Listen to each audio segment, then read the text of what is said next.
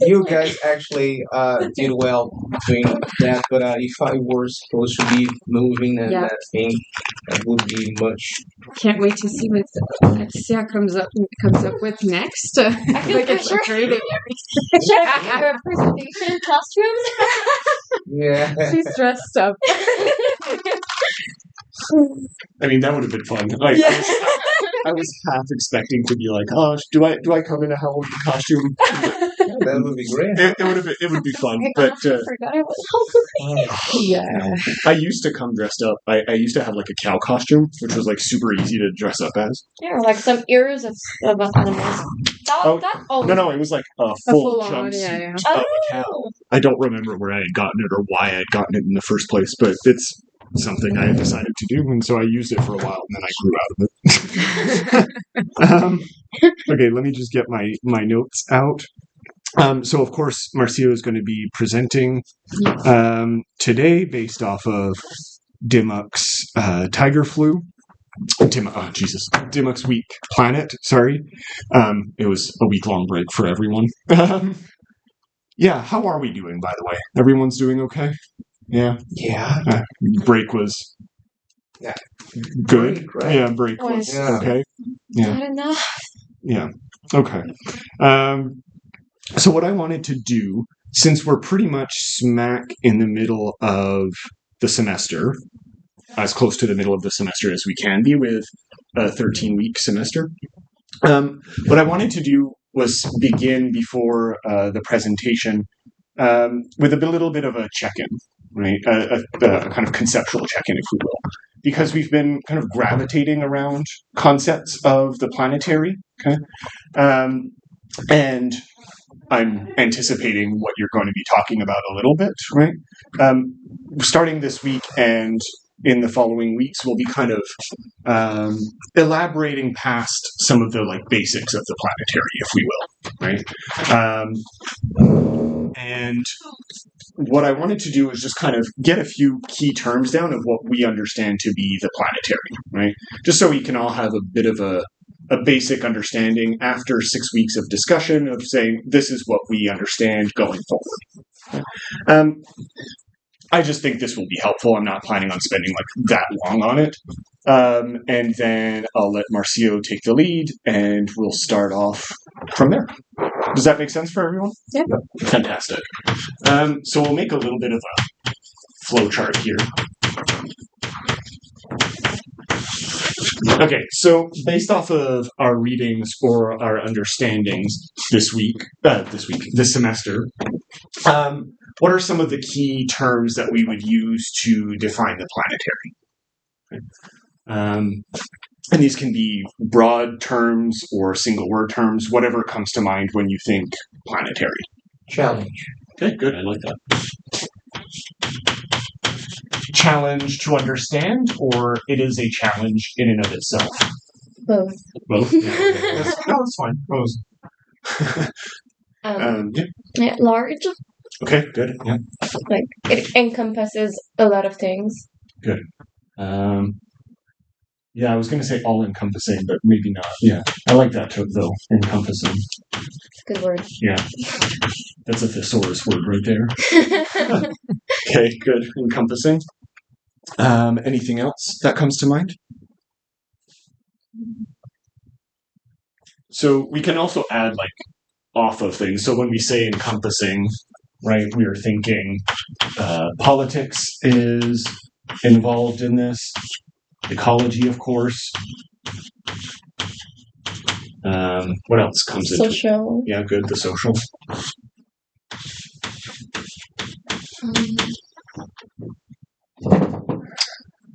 Anything else? Yeah, go ahead. Untamable, uncontrollable. I would almost add that on to challenge, or as an extension of challenge. Yeah, untamable. Is it EA or A for untamable? A? Yeah, I think so. We'll go with yes. So yeah, untamable. Good.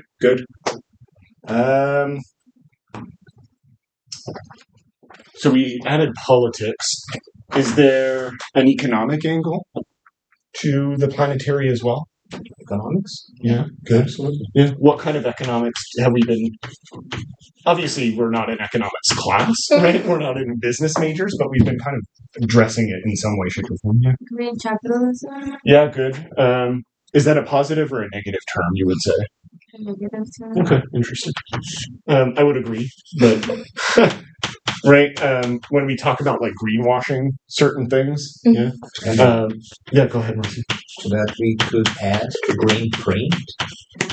Green what? Sorry, Green print. print. What do you mean? Print. Just like the other way of trying to save the country. Oh, okay. Yeah, like a blueprint, if you will. Yeah, but the Oh, ooh, I like that. I don't know where to put that. Ooh.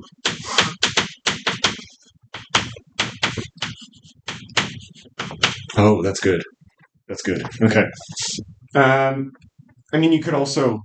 I'm sure there's someone who wrote like an article somewhere about this, right? Even the idea of blueprint, because we use the term blue, green, and all of that to talk about like different ecologies, right? Blue ecologies would be the water. Green ecologies, obviously green stuff. So you can even make a claim for like the blueprint, quote unquote, being learning from water. Good. I like the idea. I would say, right, that a lot of planetary, just expanding on what Aya was saying, is rather anti-capitalist in many ways. Whatever that alternative looks like is up for debate, of course.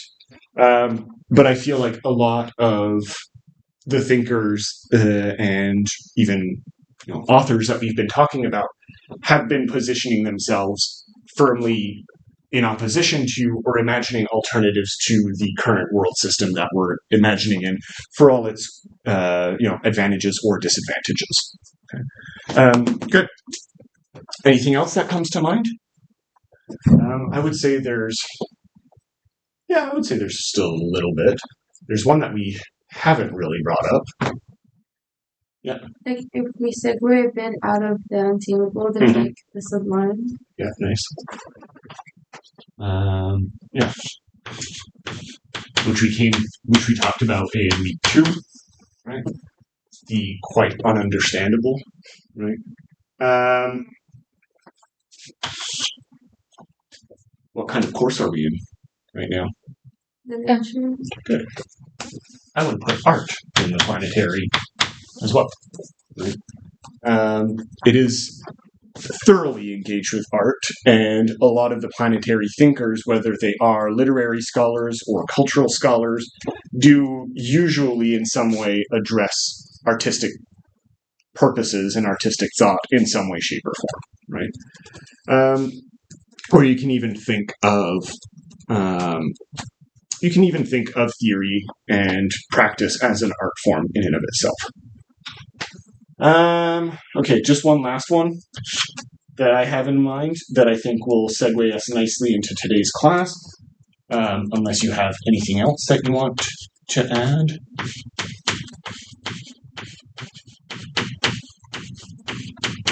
I would add the speculative as well. The imagining otherwise. I think that's a good place to start.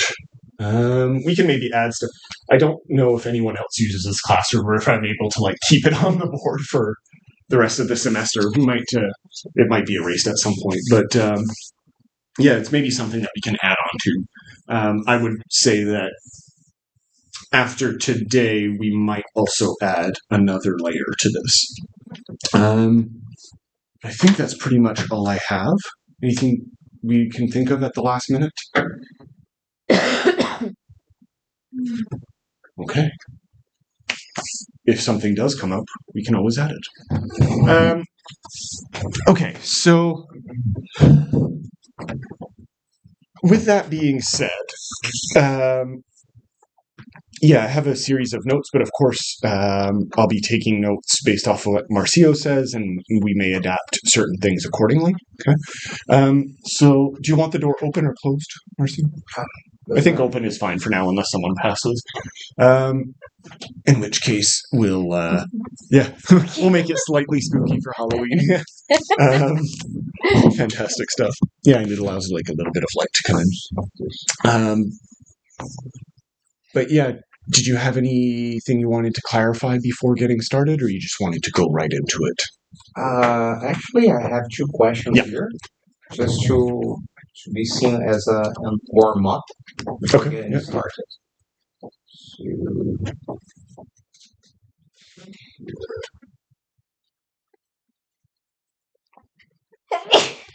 Questions. Thank you.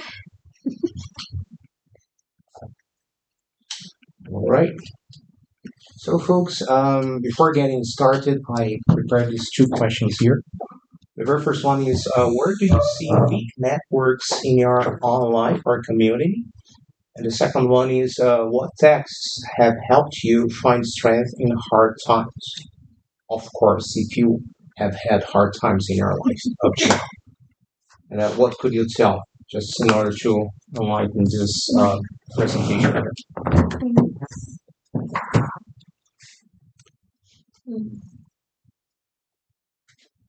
Don't be shy. I'm thinking.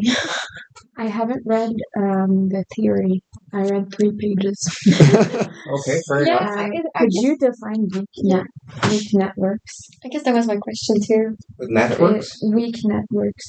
Weak networks? Yeah. Let's just say you can understand that you have the idea of networks itself, but weak networks should be something a little slightly different from that.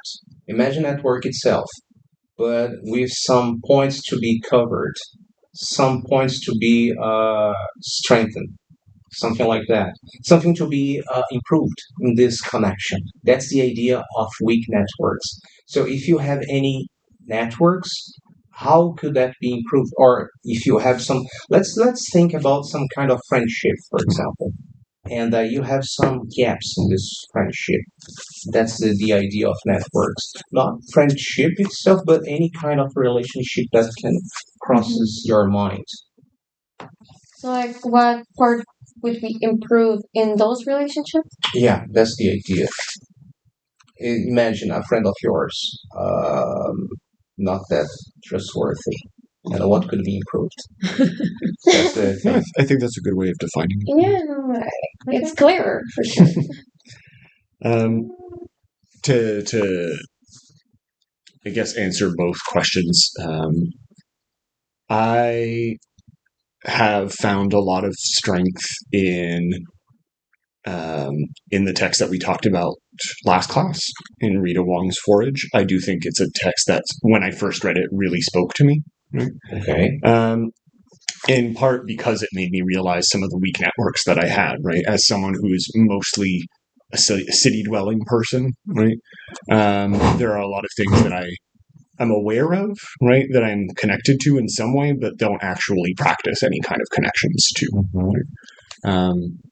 So that would be my very tentative answer to that one. Perfect, as usual. Perfect. Oof. Like, as usual. Yeah.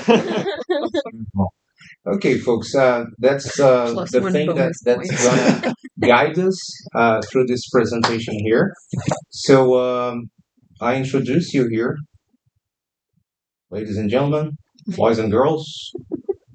We have this YG Demox Weak Planets and Literature and Assisted Survival. That's the title of the book. And just to clarify something, okay, my timer here, right, 15 to 20 minutes. This is the author, as you can see, very nice picture, isn't it? And this is the cover of the book. Of course, I didn't buy the book. You can go ahead and judge me. I downloaded instead. And that's a very nice cover, if you ask me. I really like this one here. You have some tons of pink here and some green on the cover, and some indigenous object here if I'm not mistaken. Mhm. Well, our scholar here, she's all about writing public health, climate change, and indigenous communities. And that's the term there, symbiotic relation between human and non-humans. I swear to you, the very first time I read that word there, symbiotic, I remembered Venom. You know Venom? Yeah. Yes. Marvel character. I love him. I love him very much. His sarcasm and all that stuff. Okay, so here this book is actually divided in two parts. The very first one is called Revamped Genres, where Wei Chi Daimox actually just try to change or just try to analyze the genres over the centuries, because the genres actually have been changing for good or for worse or whatever. And the very first part is all about this. The first chapter here is called "Still Hungry." Still hungry. So this is not the title of the very first chapter. That's my interpretation. What I have here: the captivity narrative, reimagined from victimhood to agency. Well, this very first chapter is all about these writers here. The very first one there, as you can see, is Mary Rowlandson. She's a 17th century woman, a Puritan captive. She was captured by the indigenous people, and there she suffered a lot. And she wrote a book after that, and she wrote, of course, with the settlers' eyes, the colonizers' eyes, and she had an interpretation over that. And we have the other ones, the contemporanean writers here, Louise Erdrich and Sherman Alexie. Those two ones here, of course, they write a bit different from her. I would say a lot different from her. And because she is reclaiming and rewriting captivity narrative, and they are actually giving some identity to the indigenous people. But all of them here, they have the very same theme. What is that? If you take a look here, down here, you have the idea of hunger, right? Hunger. The two last ones there, they have hunger to rewrite the history, to actually give justice to the indigenous people. And the very first one, she is actually saying the indigenous people are nothing but savages. Okay, they actually don't have the right to be there or something like this. And I put the Bible picture there to illustrate what Mary Rowlandson was. She was actually moved by the spiritual force. And after that, after the captivity, she actually started eating, and eating. And actually, the justification for that was she was trying to justify her actions through the Bible. Oh, I'm eating because of that. Read this, and it's in the Bible. That's the explanation for that. Crazy, isn't it? Okay, so the second one, this one here, it's the book she wrote centuries ago. And I have here the second one in the middle. It's Louise Erdrich. It's about her grandfather, the one who is militating for the indigenous cause.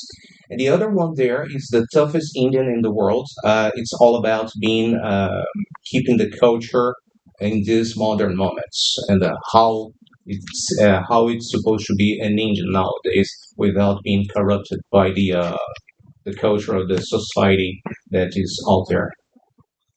Well, this very first chapter, I would say the one I like it the most. It's all about support for the colonialism. As you can see, there's the idea of us versus them. Us is supposed to be the European, the white people, and them, the indigenous people. It's all about economic influence. It was interesting to sell books about that. People were really interested. Oh, how it was like to be captured and then come back to the white society, the European society. And the global roots, this is not, people say this is the pretty much the American, how can I say this? The idea of captivity narrative, it's American, but of course not. This is way um, older than that. Focus on hunger, as I mentioned before, and they are supposed to be shifting the pronouns. When, according to Mary Rowlandson there, when she was hungry, she used to say us, she was included. But when the food appeared, she was not using we anymore. She was using we as white people and they as the indigenous people. Amazing, huh? Okay, so all right, I already covered that, and that's the thing I mentioned before. For the chapter two, we have here the idea of green print. Chapter two, the title is almost extinct. We have those genres there. We have elegy and pastoral. The very first one is mourning extinction, and the second one crisis over idealization. Both of them are transformed. This is not all about mourning extinction anymore, but it's trying to find a way to stop that extinction. And the pastoral there that was all supposed about nature, just how beautiful is nature, but it's a way of trying to fix things.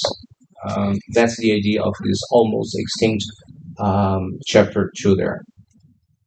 And here you have this, okay, almost extinct. This one here, guys, you have the importance of the sounds. And I think there is here, no, this is not, okay, okay, there, sound as survival.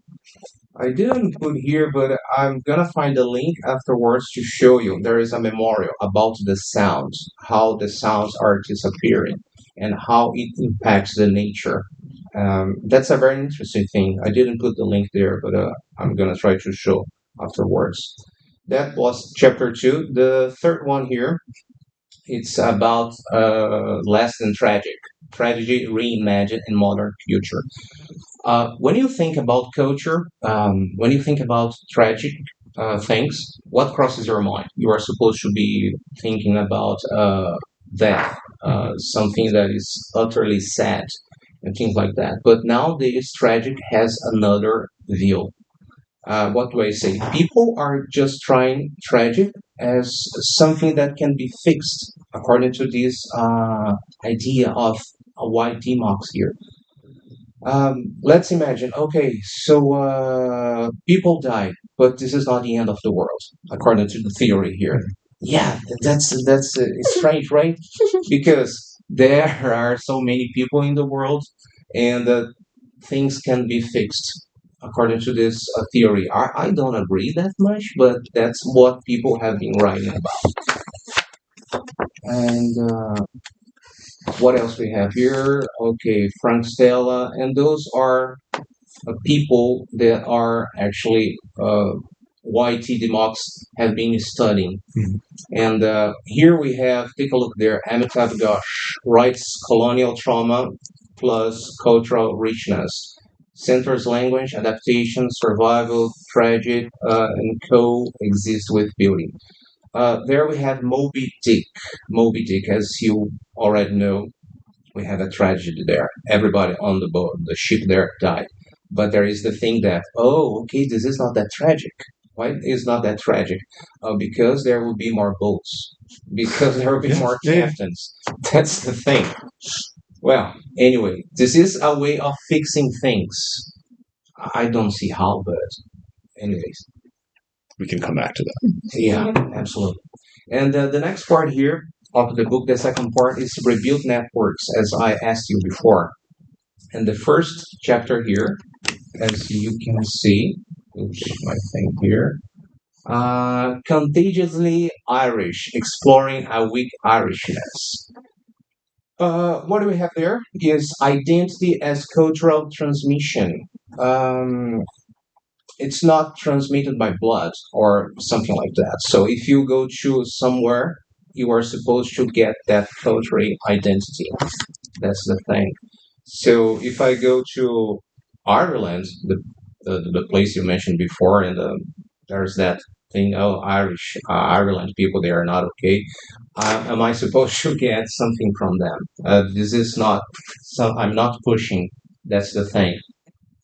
But we unintentionally got some in relation to the place where you go. And in this book here, Y.T. Dimmock actually approached this thing here. And there is a guy. What is the guy here? Henry James. Henry James. The guy.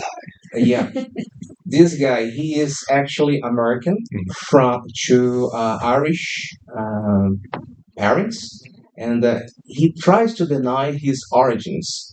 But actually, at the end, he's mocked by the other one. Oh, you are Irish. Don't try to hide that, because no matter what you do, you are going to be Irish for the rest of your lives. And in this chapter here, there is also Oscar Wilde talking about cultural transmission, and is studied by Weichi Dimox. And we have that black water like ship that can be connected to the HIV virus nowadays. That's a comparison. I found it very strange, but the way as it is. And at the end, we have the idea to close this chapter here. Identity like a virus, it spreads through contact, and the risk becomes connection, and culture becomes contagious. Just like I feel here in Quebec. So maple syrup, poutine, all that things. Oh, I like that now. Okay, so and the next one we have here. This one here, guys, I understand it as a disruption of the culture. We have their vaguely Islamic. Islam as aesthetic mood in modernist culture. Um, Actually, they are, let's just say, changing the idea of Islam. They are seeing Islam as not as a religion, but something else, and they are trying to modify this over the years. And take a look there. We have the word weak again. What is weak Islam? Abstract, aesthetic, impressionistic, used as a style, mood, metaphor, enables cultural blending, but risks distortion. What kind of distortion? They are actually putting the Islam history aside. They are not taking that into consideration, which is really important, right? And we have here the Calypso effect. Islam backdrop, not dialogue, enables innovation, but flattens complexity. The Calypso effect there, if you remember the Greek mythology, you have there Odysseus that is shipwrecked, and he finds, or Calypso finds him there, and she tries to help him, and she is in love with him. And what does she try to do? She just tried to keep Odysseus in the island there, and she is trying to modify his way of seeing things. And that's the collective effect. That's what these guys are doing with the Islam nowadays. And the next one about this, take a look there. We have pictures inspired by the Islam color. You have the geometry, and they are actually playing with colors, forms. James Joyce, we have the idea there of the word play. Uh, that word that I can say there, Mohammed, hybrid parody. You see there in the middle? Oh yeah. Yeah. And Islam appears as linguistic texture and not the religion.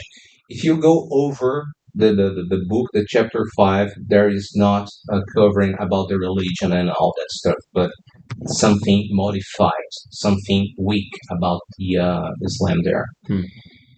And what else we have here? Oh, yeah. I got some reflective takeaway there to keep us thinking. When Islam becomes just a symbol, what is gained and what is erased? Okay. Other than that, what do we have? Chapter 6. Take a look there.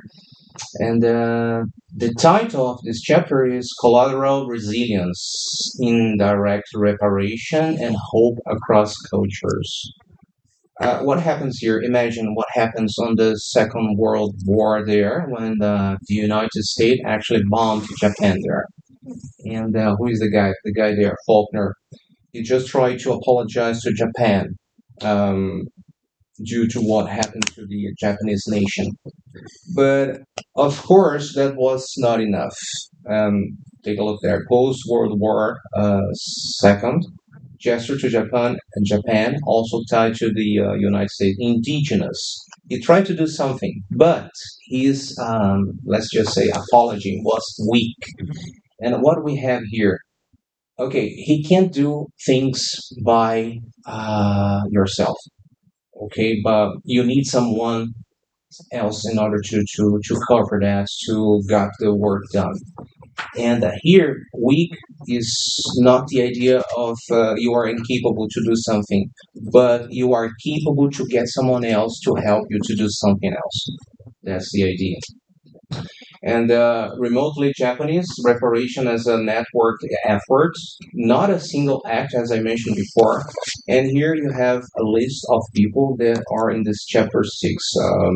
Gerald, Jim Barnes, Lucian, Sturk, Japanese American. Um, this kind of art there, this chapter here, better speaking, is all about art, translation, teaching to build quiet and lasting bridges. Okay, and almost there, guys.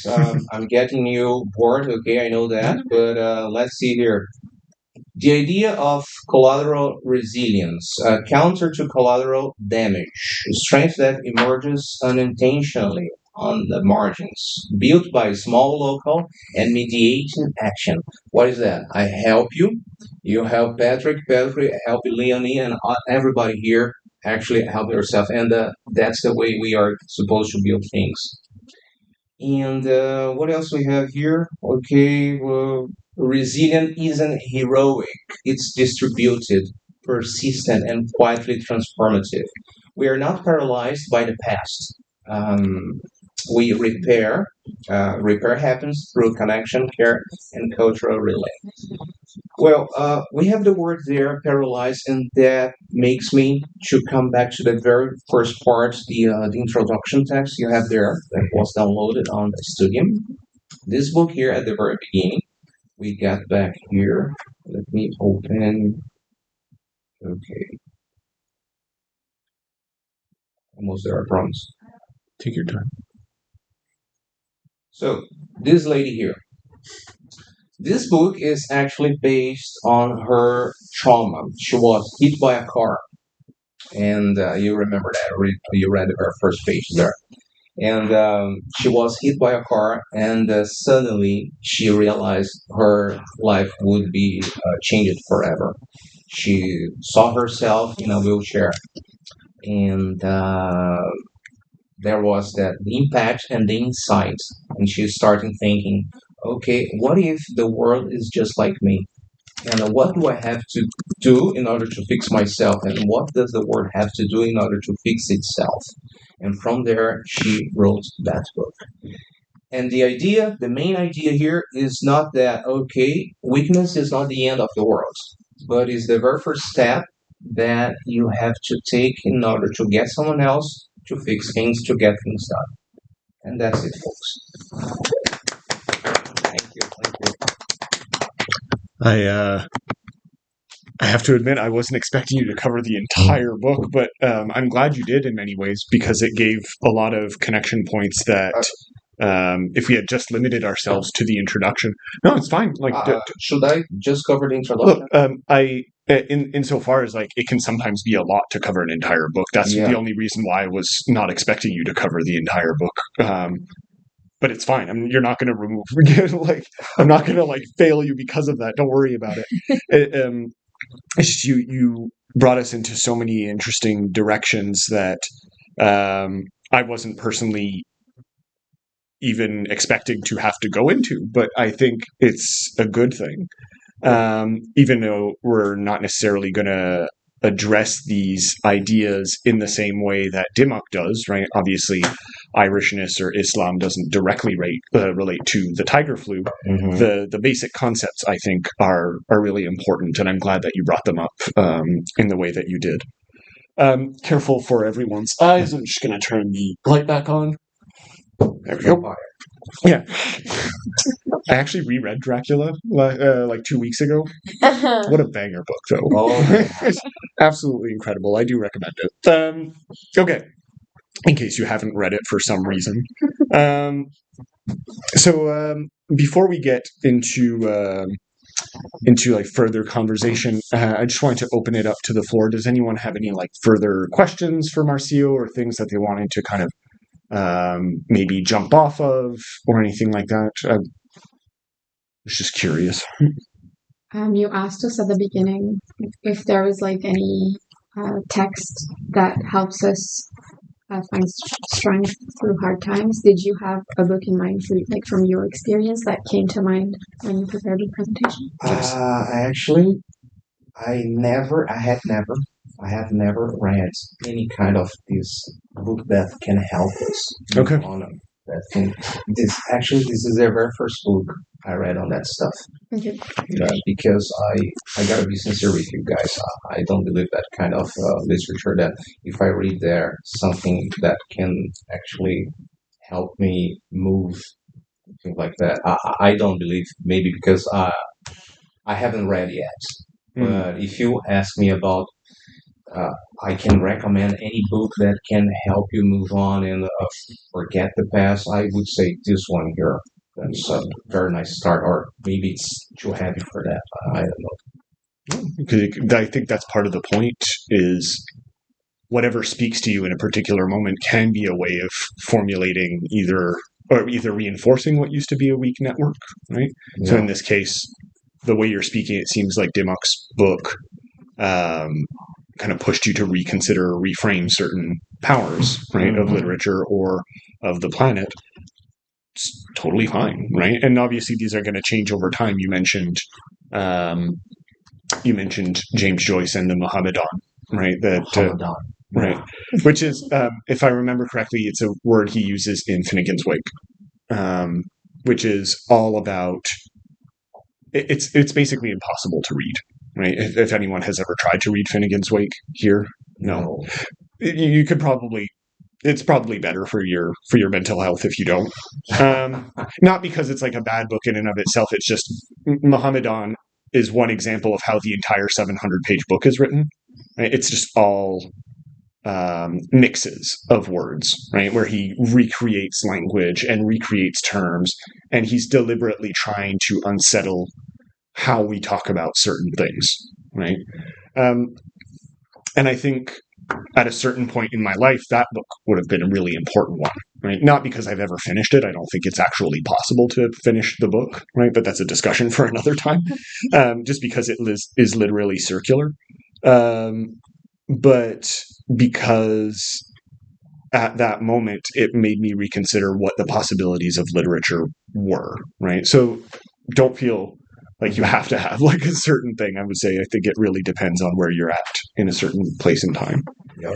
But of course, if you want to keep going in literature, you're going to have to find like a book, right? That's just par for the course. Yes. Yeah, inevitable. Yeah.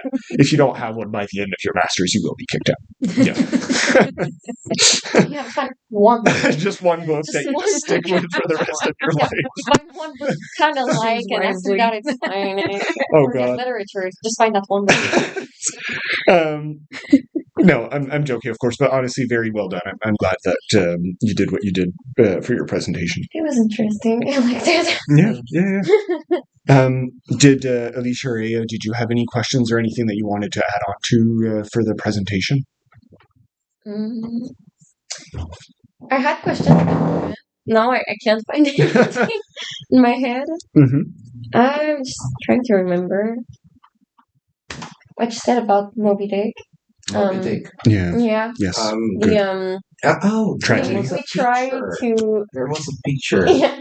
Okay, go ahead, We please. tried to like solve tragedies. Yeah. Good. And to me, it makes total sense. When you said that, I was like, oh yeah, there's no like ending anymore. Like the end. Yeah. There's just not. And I was just like, oh, I never realized, but that's true.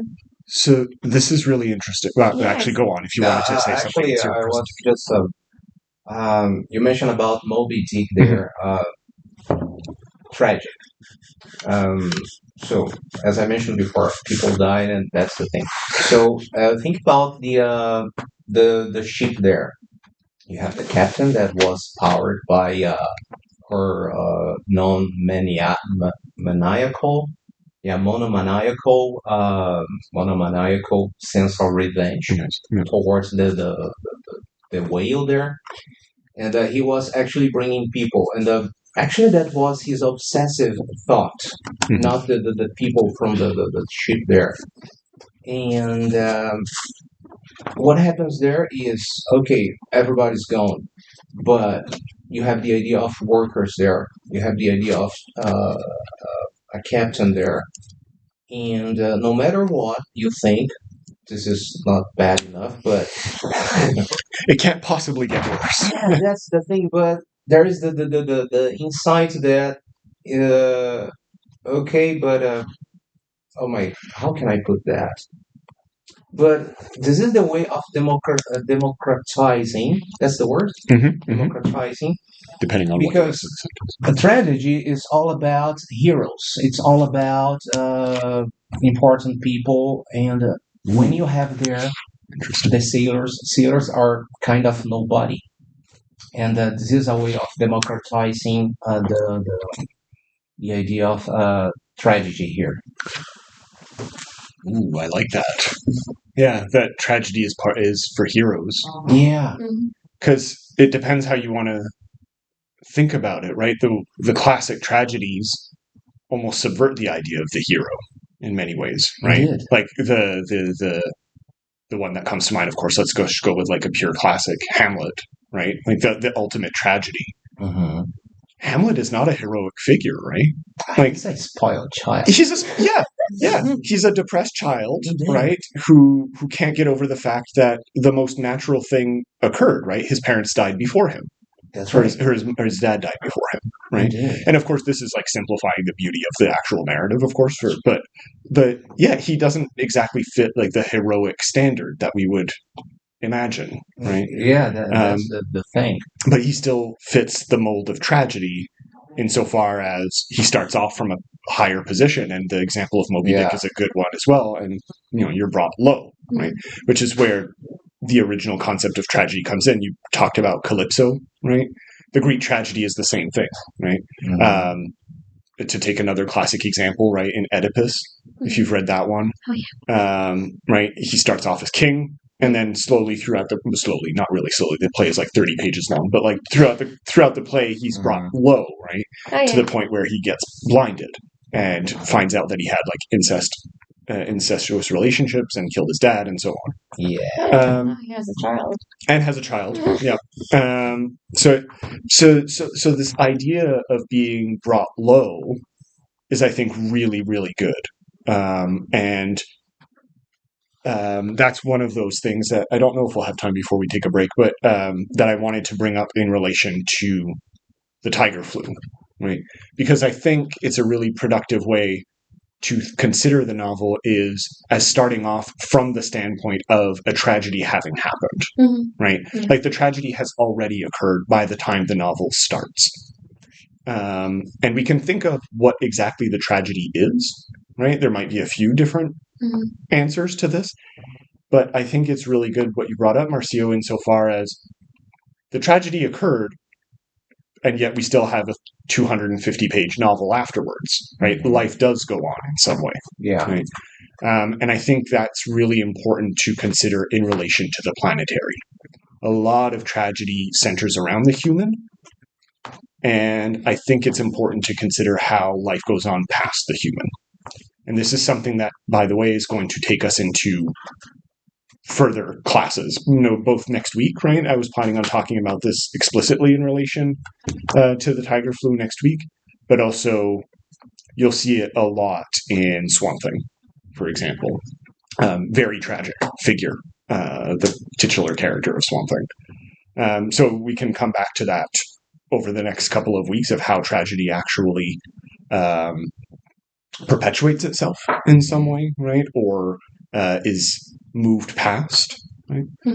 Because we do like to think in Hamlet-like terms, right? Our tragedy happened, and therefore life must end, right? Our individual life or someone else's life, right? In the case of Hamlet, it's Claudius's life that must end, right? Either he kills Claudius or he kills himself, right? That's the duality that Hamlet deals with. And we like to think in similar terms, right? Our life is ending on the planet, therefore we can just hit overdrive and just kill ourselves, right? A lot of people do say that, right? And obviously, again, framing it in perhaps a bit of a oversimplified and perhaps facetious way, but that's how a lot of the rhetoric and discourse is framed. But I think it's important to reconsider tragedy along those lines. And I think the example of Moby Dick is a very powerful one. Right? Does the whale survive at the end of Moby Dick? No. No. Right? But yes. But yes. Yes Hold on. or no? Hold on. I actually don't remember. I asked the question not remembering my But even if that particular whale did not survive, a lot of other whales did. Well, yes and no, right? That's the thing, you say. They Just well like they that, did. it's just one whale. Oh yeah, it is heavily implied that it survives. Yes, okay. Sorry, it's not explicitly stated, but yeah, it probably did survive. Right. So the hunted thing, right, in Moby Dick, okay, which fits in with my point better. Good. Yeah. Right, I had a vague recollection that it did survive. But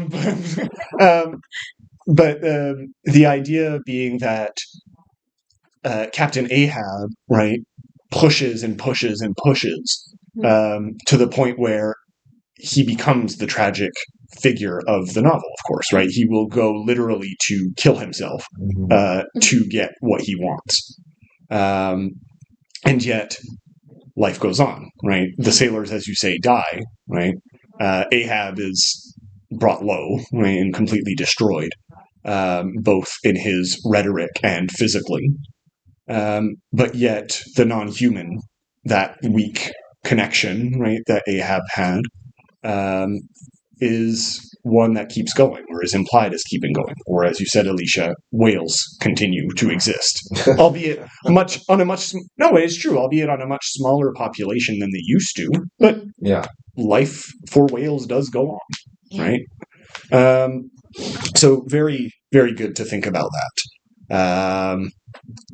I also liked the idea that I think we should hit on a little bit more of cultural transmission, but not through blood, right? And obviously there's probably like the most obvious example. If you've read far enough, actually, if you've read like 3 chapters into the book, you'll know where I'm perhaps going with this, right?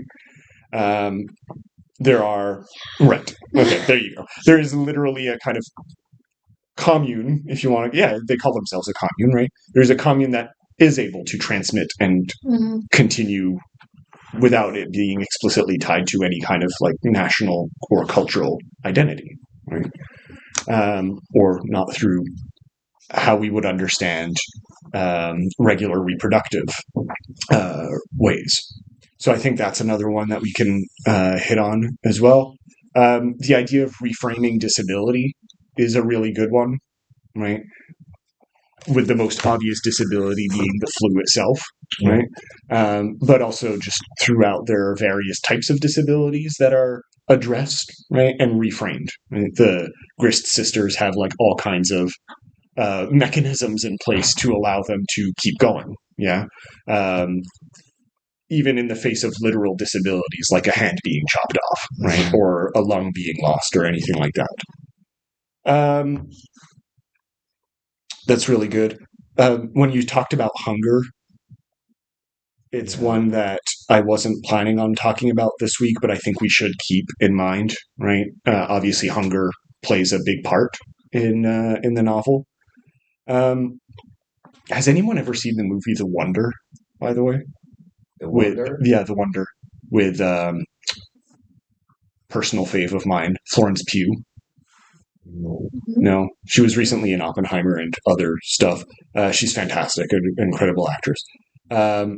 She plays a British nurse during the Irish famine, which is why I'm bringing it up, because you brought up specifically the Irish. She plays a British nurse who's sent to Ireland during the famine, or the immediate aftermath of the famine, where she's asked to investigate this young girl who who supposedly has been able to survive without eating for many, many months. Right? Survive without eating? Yes. Right. Okay. So it becomes a little bit fantastical, right? But it's tied in with elements of faith, right? Because the family of this girl believes that it's her devotion to God that allows her to survive without eating, right? It becomes like a whole thing. It's really interesting. It's a fantastic movie that's based off of a novel by what's her name? Emma Donoghue. Right, And when was this movie released? 2016, 2017, something like that. A few years ago, almost 10 years ago at this point. 2022? Really? Yeah. Oh, okay. Well, then more recent. Unless they made another. No, they wouldn't have remade it. It wasn't like that big of a hit. Okay. Then it's probably the only one. Okay. So that 2022. Okay, so it was more recent than I thought. Okay. Yeah, I do recommend it if you want to like look more into this idea of hunger. It's on Netflix. Right, or any other website that you choose to look into. And the last thing I wanted to mention that I really enjoyed, your reference to Venom. Incredible. Bravo. Thank you very much. Yeah. Okay. Yeah. It's great stuff. But all jokes aside about Venom, the idea of symbiotic relationships is one that Dimmock, of course, brings up, right? And she specifically talks about it in relation to thinkers like Donna Haraway, who uses the term tentacular thinking. So, of course, literally meant to invoke ideas of tentacles, right? And connecting to all kinds of different people or non-people and environments, right? And I think, again, this is one of those things that it's important to keep in the bless you. It's important to keep in the back of your mind because we're going to explicitly talk about Haraway. Is it next week or the week after? Maybe in 2 weeks. Yeah. So I think in relation to I think it's in relation to Swamp Thing we're talking about Haraway. So again, these connections are ones that you should be kind of slowly making in your mind as we go along. Okay. Yeah, good stuff. Any other things that came to people's minds as Marcia was talking? I say fully aware that we've already been speaking for almost an hour here, so it's okay if not. Okay. So what I want to do, we'll take a short break, and when we come back, I want to slowly get into the tiger flu, specifically through the kind of terms that we've been slowly developing through Marcio's presentation. And yeah, think on these terms. They're, I think, really important ones, and I'm glad you brought them up. Again, I can't emphasize that enough. All right, take a break, go get a coffee, do whatever, and yeah, we'll be back in a second. 5 questions. And the 5th one, we just like looked at each other. On était comme ça, c'est une question impossible. Genre, I don't think there's like. See it? Ouais, je t'ai montré, mais je capotais un peu. I love impossible. C'est comme bon, mais ça me laisse 3 sur 4 parce que on peut pas toucher à numéro 5. I mean, you could, but like, I'm not doing that. Maybe he would like the Ouais. teacher. Non, mais probablement qu'il adorerait ça, là, qu'on. How is it working? Also, it's literature. It's difficult to be wrong when you base your ideas. I mean, yeah. Comment? It's like as long as you like find ways to explain it. Yes, you do have to like base yourself in some sense of reality. You can't just say that there's that. And, yeah, the tiger flu is about pink elephants floating through the sky. It's a unicorn living in a dream.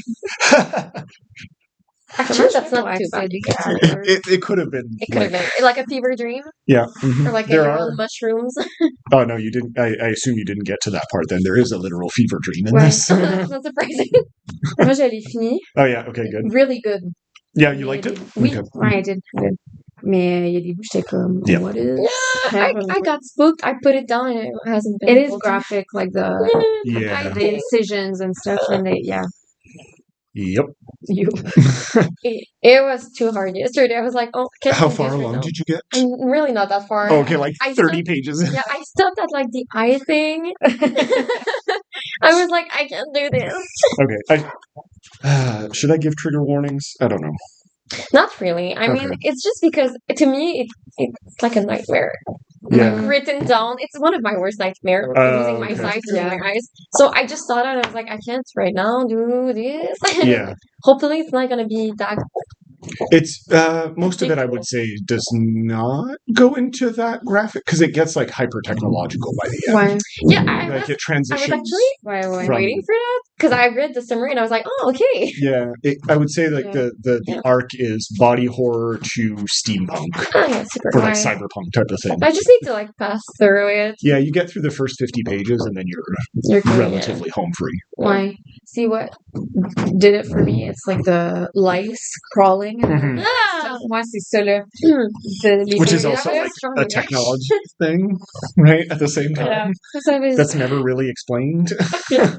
Oh, Yeah. dear. Yeah. How far along did you get in Tiger Flu, Marcia? Something like you sent in the bag.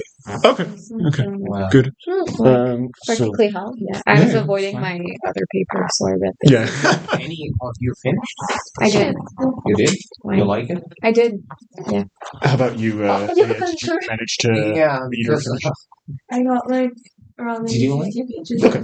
I'm gonna finish it. But I have to But go up right to now. now, are you enjoying it? Up to now?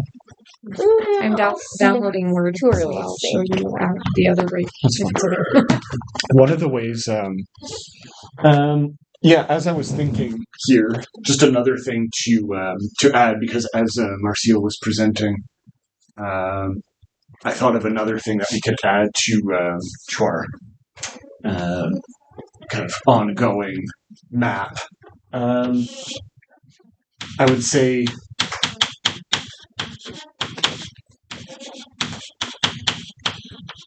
beyond the nation state is one of the important elements of the planetary that might be so ingrained that we just don't think of mentioning it anymore, right?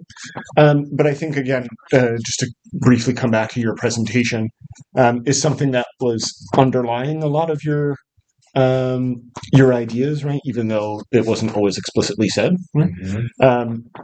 And the idea that you brought up through Henry James, of not considering himself Irish, but other people around him actually do, and so on.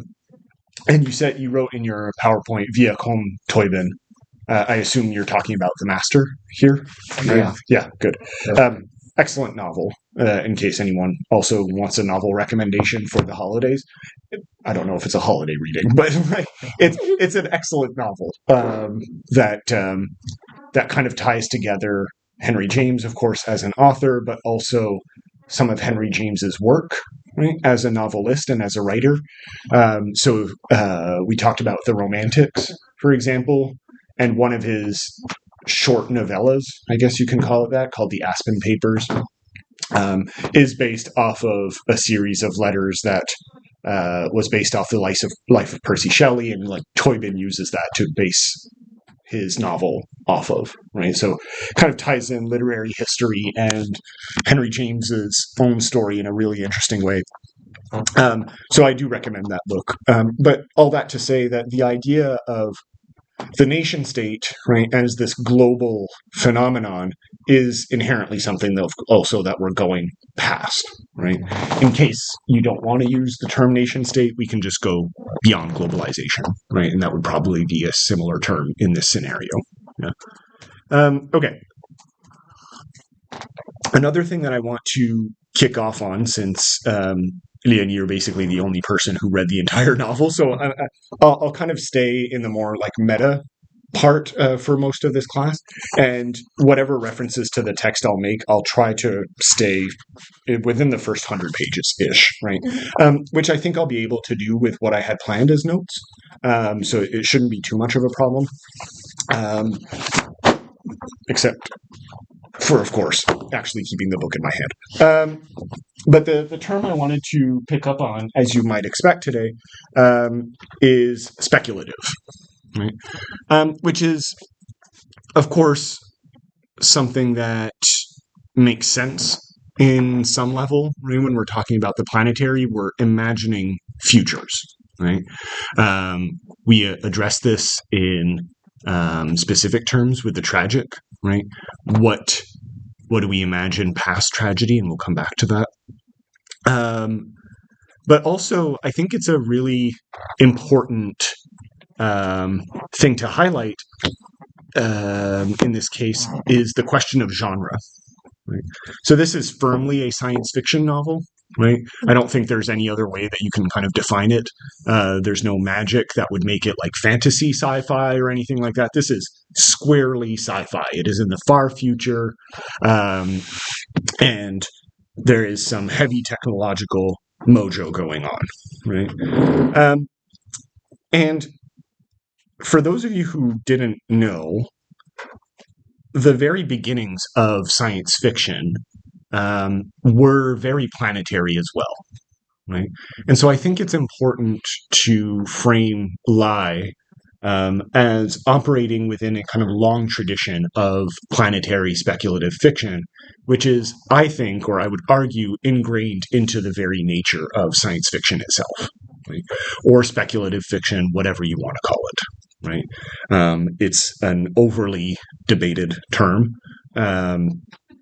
because some people think that science fiction is a lesser category of terms. You can look to Margaret Atwood for someone who makes that argument, for example. I'm not surprised. No, she claims she doesn't write science fiction. She writes speculative fiction because she writes literary fiction, and so it is speculative as a result. It's bullshit. Doesn't matter. Yeah. Well, you could agree with her or not, but I don't think It is that's a something valid that argument. Gosh criticizes at the beginning of the Great Derangement. But I came up with an example here. Has anyone here ever read the 18th century novel by Margaret Cavendish called The Blazing World? No. Is it 18th or maybe 17th? I might be getting my centuries wrong. I think Margaret is 17th, yeah. The Blazing... here we go. Duchess of Newcastle upon Tyne, blah, blah, blah. 1666. Okay, yeah, so 17th. Have you read it? Yeah? No, but I've read other works. Right. Okay. So yeah, that would make sense.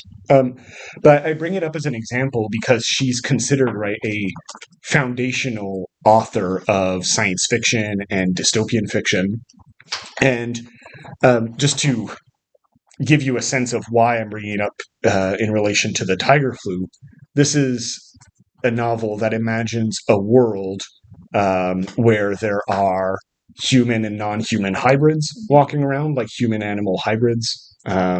It is as the title implies, right, a world that is post-apocalypse, right? Which for Cavendish would mean like literally hellfire and all of that, right? Because she would have been inflected by a very Christian worldview, so that's her imagination of the apocalypse is the literal biblical style apocalypse. But also a world that features disease and issues of kind of post-human and post-feminist thought, even before these terms would have been necessarily in the common vernacular, right? And so what's really interesting is that from the sources of science fiction, you see an interest in exploring these themes and genres that really, even if Cavendish was not using those terms, is worthy of highlighting, right? That it seems to be something that as storytellers, right, we are interested in exploring, right? What happens beyond our known universe, right? Or our known world, so to speak. At its most hopeful, that turns out to be Star Trek, right? Which I will always encourage you to see and watch, right? Except for the most recent series. And at its most dire, you see it in dystopian novels that don't actually offer any kind of outcome, right? It's just sadness, right? Which do exist, and I don't think it's worth like discussing much because it doesn't really lead to anything. Right? but I just wanted to kind of, I'm not expecting like this huge discussion on the Blazing World because you haven't read it, so it would be a kind of fruitless conversation. But it is something to, I think, keep in the back of our mind, right? I think if I remember correctly, the protagonist even ends up in the North Pole, right? So there's like this whole like globe-trotting element to it as well. I haven't read it in years, so I should maybe revisit it.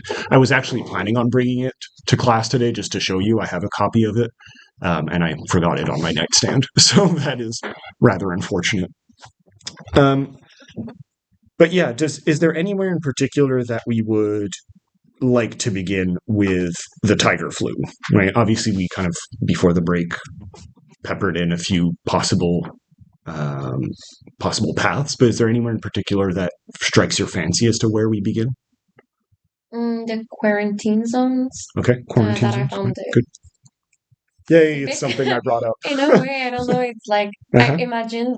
I don't know if it's because I saw something like that, but they seem to be living in a kind of prison-like quarantine zones where it's like zone 1, zone 2, zone 3, and it's like maybe it's not underground, but it could have been in a way. And it's just like zones are separated; they're all part of their zones. It feels a little bit like facts, more not like facts. It's like in the books of the girl. How does she call it? You know, the Divergent. Like separate. Les factions. Yeah, factions. Factions. Like she separates people, not just to like not help the flu spread faster, but also to keep people separated. It's a way to like control. Yeah, because you know people that are not united are usually easier to control. Good. So yeah, that's a really good point. Okay, so we'll get into that. I think I said like, what do you want to start with? I think a better place to start with perhaps is to just establish what exactly the story is. So what did we get as part of the story? And no spoilers for people who haven't gotten that far. So I'll ask the three other people to explain like what is happening so far as you understand it in the book. And then we'll get into the quarantine things. Actually, I made a connection with with Weak Planet, and as was mentioned here, actually they are in communities there, but they are kind of forced, which is rather different from Weak Planet. Yes, and there is an extreme condition, I would say, and well. As I mentioned before, this is a very complex book, and I'm having a very hard time to understand to keep things at the right places, and after that, well, but basically, it's a very difficult book. Good. It is a difficult book. I think it's one of those books that, as you read, you kind of get into the flow of it. So that might be something that's. I was really hesitating to giving this book to this class, not because I don't think you can't understand it. That's not the point, but because it is a book that appreciates time, right? To actually read it and like get into it, which is not always something that we have in the course of a semester. But I think you're right. It is a book that just launches you into it, doesn't answer any questions until maybe the very end, right? So I would say keep with it, but it might also be a productive thing to consider why she does this, right? Again, this is not Lai's first novel. She wrote 2 novels, I think, before this that are more conventional-ish. Her previous one before this was called Saltfish Girl, which also deals with clones, but specifically clones who remember all of their past generations' memories, right? So it becomes like a whole like time-related thing rather than illness-related thing. But yeah, I will say give it time, right? And I think formalistically there is a reason why she does this that we can get back to. So good, I like that. Complicated novel, And yes, you're right that in relation to Weak Planet and the quarantine rings, you do immediately get a sense that these weak connections or even any kind of connections are undermined. That's right. Just like Korra and the Kirillos, their survival dependency, I would say. Yes, good. Yeah, I like that dependency. Good. Good. Aya, did you want to add anything as far as like what you got from the novel so far? I like the first, like the last thing I remember reading was just like her fighting off the girls. Yeah. Yeah, so this would have been towards the end of part 1 or something like that. Yeah. Yeah. Mm-hmm. I don't know. I feel like I might be a little biased because I, for one, do not like speculative fiction. Okay. Yeah. But I also feel like, I don't know. I think it's like the basis for if you're writing something about like speculative fiction or fantasy or whatever. If you want to introduce someone into a world, you do so in like a constructed way. I don't know how to explain it. Like you introduce like realms and elements of your world that are not in our world. But I hate when authors like don't bother doing that and you just like lump you in there and you're supposed to figure left from right when everything doesn't make sense. I feel like all of that like time that I spent figuring out what's what and who's who, it takes me away from like my attention on the actual story. Like I kept forgetting what was happening because I was too confused. Okay. There is. I went on a whole rant. No, please. But it's good because I think part of that difficulty is because it is speculative, right? And I can see your point because all stories do this, right? They give the illusion that you're starting at the beginning, right? That goes back to Aristotle and his Poetics, right? Every story has a beginning, middle, and end, right? And people have kind of taken the wrong impression from this. What he meant was to say gives the illusion that you're starting somewhere and that there's a middle and that there's an end. But every story in and of itself just launches you at some point in the middle of another action, right? It has to, because otherwise we would start with amoebas in every story. Yeah. But you're right. By the very nature of it being a completely new world that we're unfamiliar with, it adds an extra layer of complicatedness to this kind of in media res storytelling. Yeah. Okay. So for you, that was a negative. I also feel like it's very hectic. Like there's too many. Like stick to a few. Okay. Right. So you would make it a little bit more grounded, a little bit more realistic, perhaps, right? Or a little bit closer to home. Okay. Interesting. I mean, it would be also interesting to consider because it takes place in 2145. So 120 years in the future. Would we say the same thing in the past? Like if we go into the past, for example, so what would be 120 years in the past? So 1900, 1905. If a novel is set in 1905 and was more historical fiction and just launches us into it without any explanations, would we have a similar type of criticism? Well, no, and people, like in our defense hour, I'm putting myself in that thing. No, I feel like when people write history novels that are like set in the past, they don't like meticulously go over like objects or certain items that we're very unfamiliar with. Yeah. Okay. I don't know. Good. Okay. No, I like that. I can see where you're going with that. Okay. Good. I don't know where to write that in my notes, but I'll keep it in the back of my mind. Good.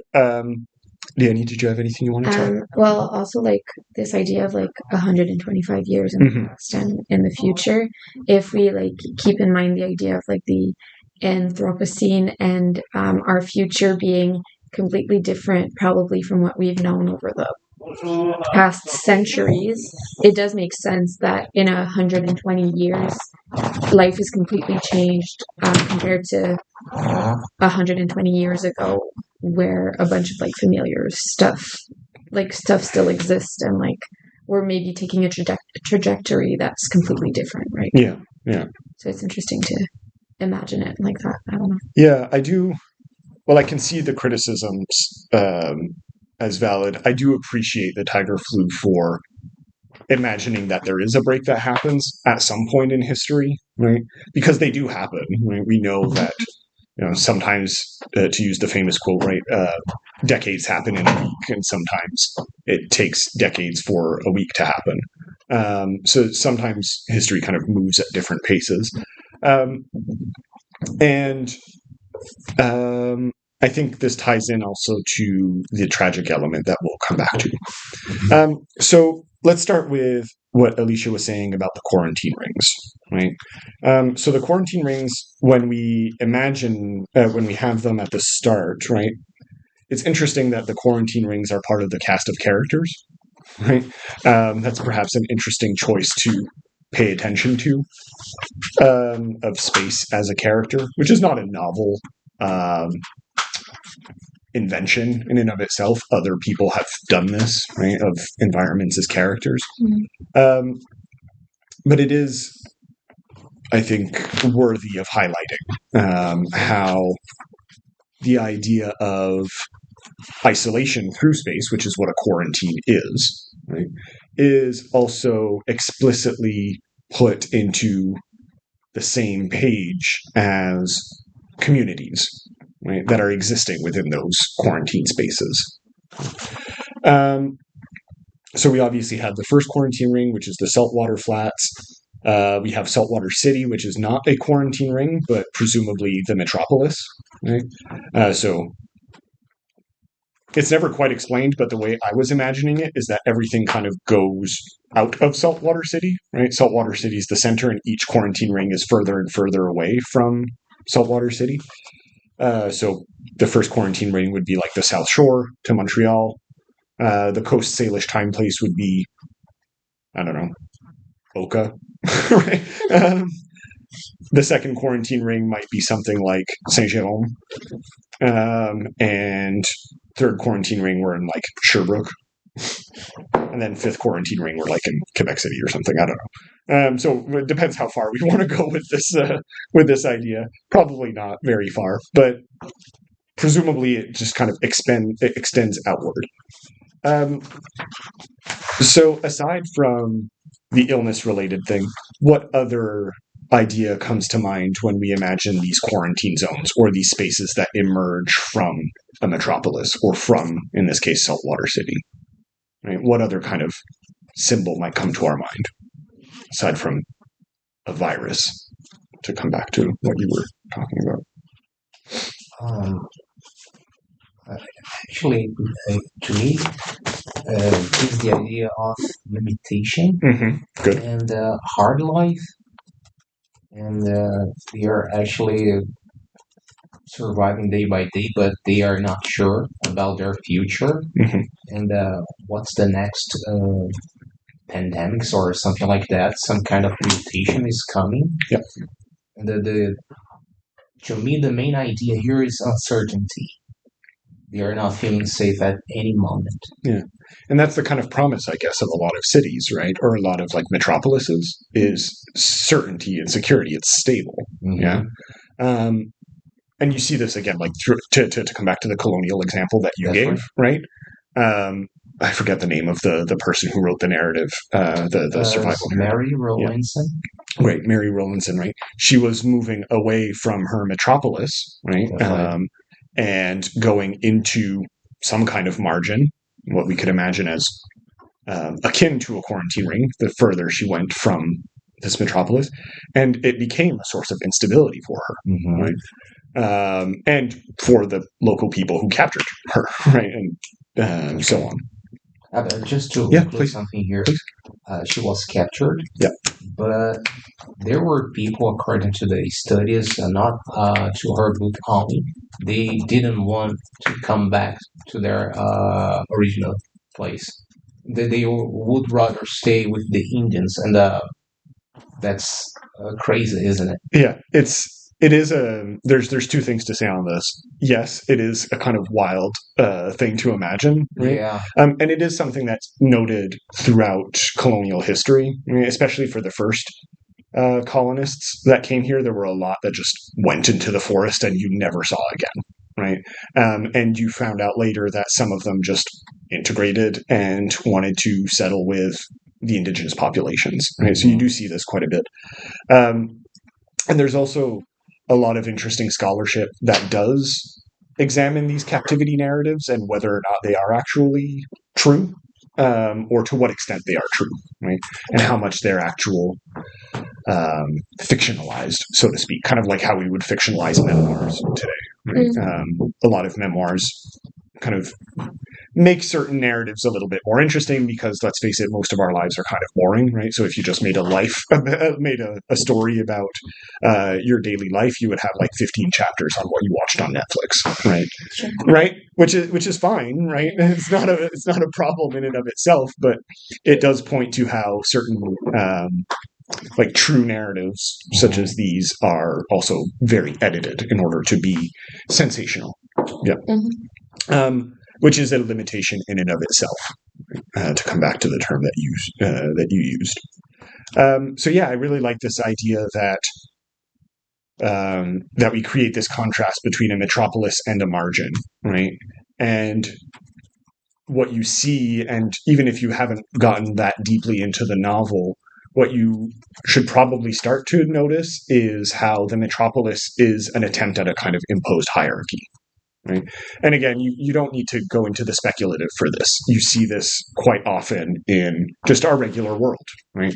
The way that we prioritize major cities like New York, Toronto, Montreal, and so on, right, to the detriment of smaller cities, right? Or reservations, if we want to take the Indigenous example, whatever, right? So this duality of metropolis and margin, I think, is inherent in the very notion of the quarantine rings. Yeah. What else comes to mind? I think there's more here. Oh, you mean about the quarantine? Yeah, the quarantine rings. Like on an imagistic level, if you imagined it on a map, right? What else comes to mind? The more you go outward, the more people there are. Oh, interesting. Yeah. Because I see, imagine like a large city, like medieval cities with their huge walls. That's what I see. It's like different circles, but it's like maybe more like a cinnamon roll. You know, it's like the center is really concentrated with what they feel is like the important people, and the more you go outward, the less. You see what I mean? There is less, probably food and everything, but there was more people. Okay. What gives you the indication in the novel that there is more people? Well, in this case, probably not exactly what I mean, but that's how I would see it. Okay. In a way, no, I see that the grids feel like there's the less. There are the fourth quarantines, the grids. Yeah, I only drew 3 because I don't want to like embarrass myself with further like bad circles. But and there are the scary stories. Is that or the scary stories? You read the entire book. There's like stories about them, and people aren't sure if they're actually alive. Yeah, so there is a kind of like I'll say tall tales here. There's like a lack of communication that is prevalent throughout the novel, so it leads to a lot of stories being told about different populations, right? Yeah. So depending on how far you got, the Grist sisters, for example, call people from Saltwater City salties, right? And they have all kinds of stories about how horrible these people are from the city. Yeah.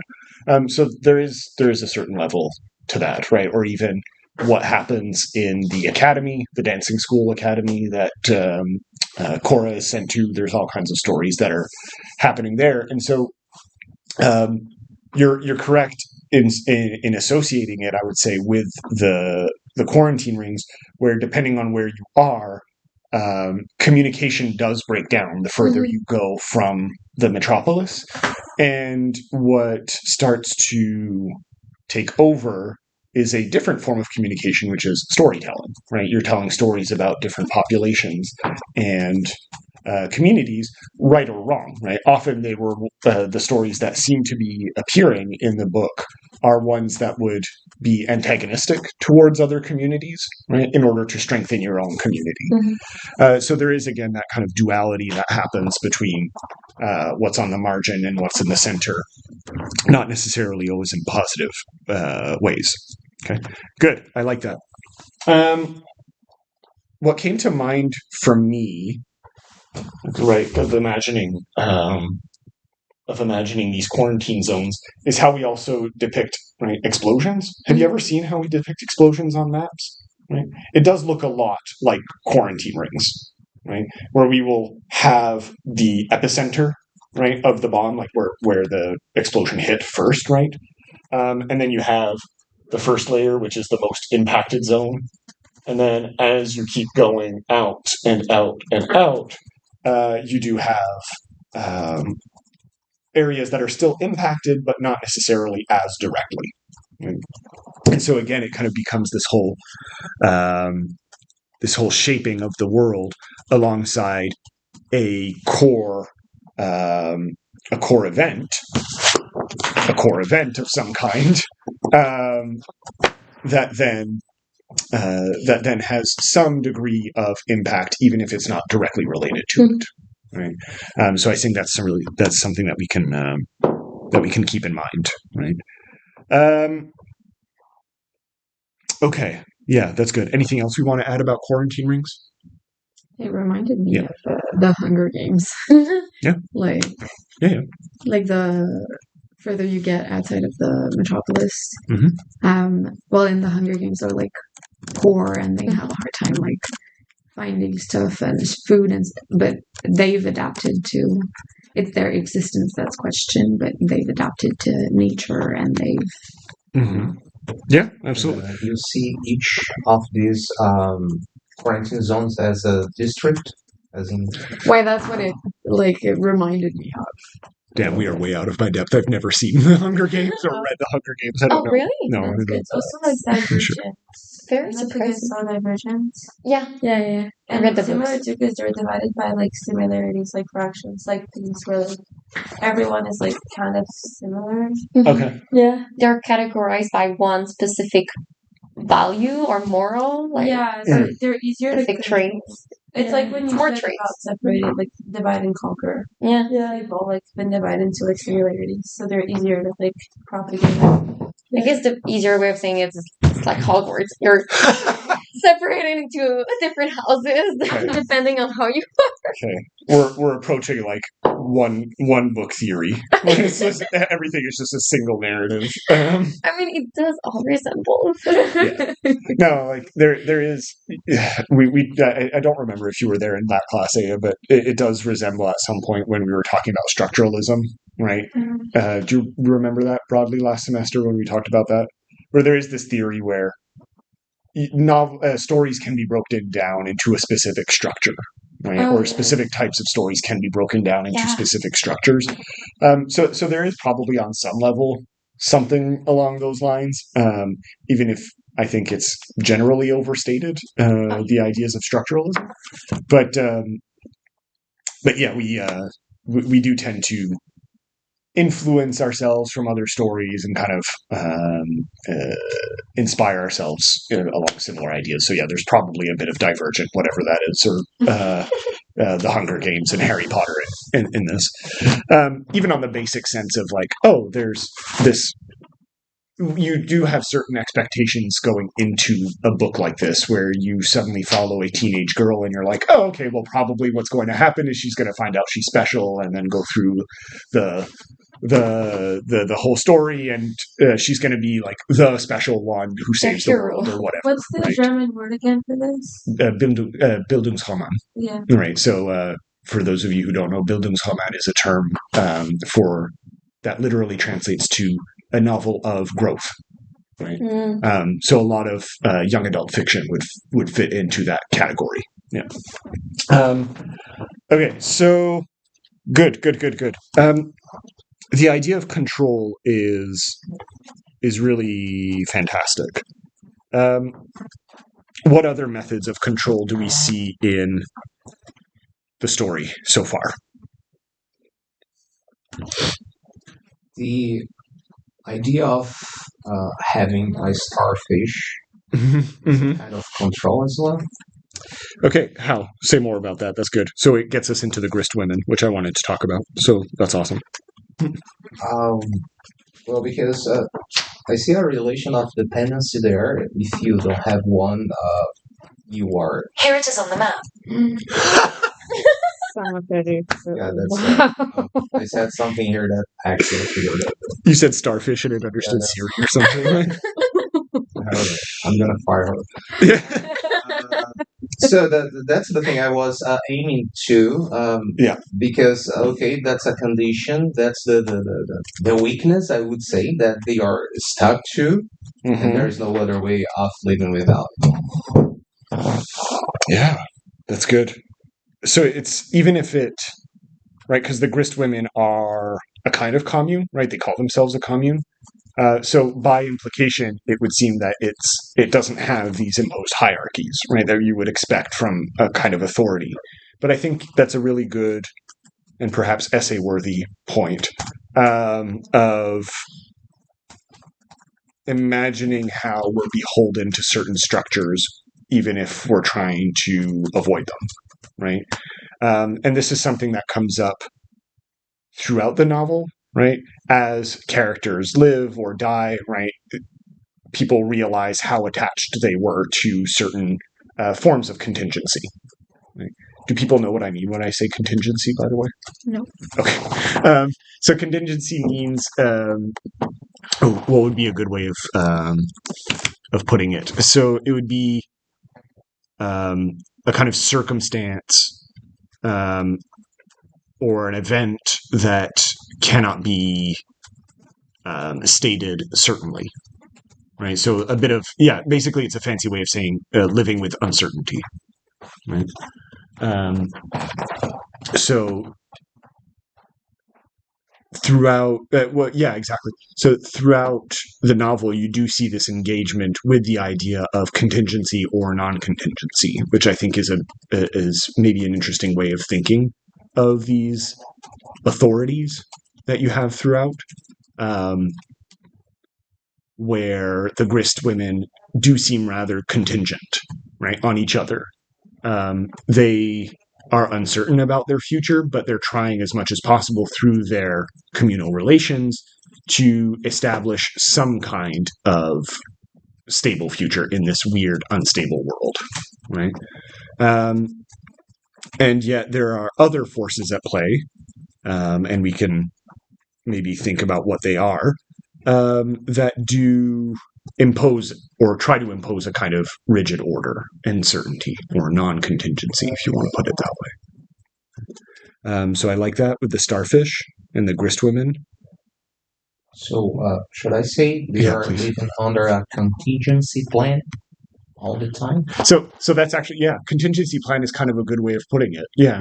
What is their contingency plan are starfish. Mm-hmm. Right. For those of you who haven't gotten that far in the novel, right, starfish are the people who grow limbs, right, or who can grow limbs, like starfish, in this like weird clone society, this clone women feminist society, which is cool. Okay, so I would say that they're the starfish are kind of contingency plans in many ways. Right, which is almost an oxymoron in and of itself. Mm-hmm. Go ahead. Again, you do not need to lift your hand for this. I know. There's also the whole like the corporate political thing. Good. Yes. By Isabella. Mm-hmm. Isabella. Mm-hmm. Yeah, like I'd say there's like political control. Absolutely. Right. So this is something that I wanted to bring up. Right.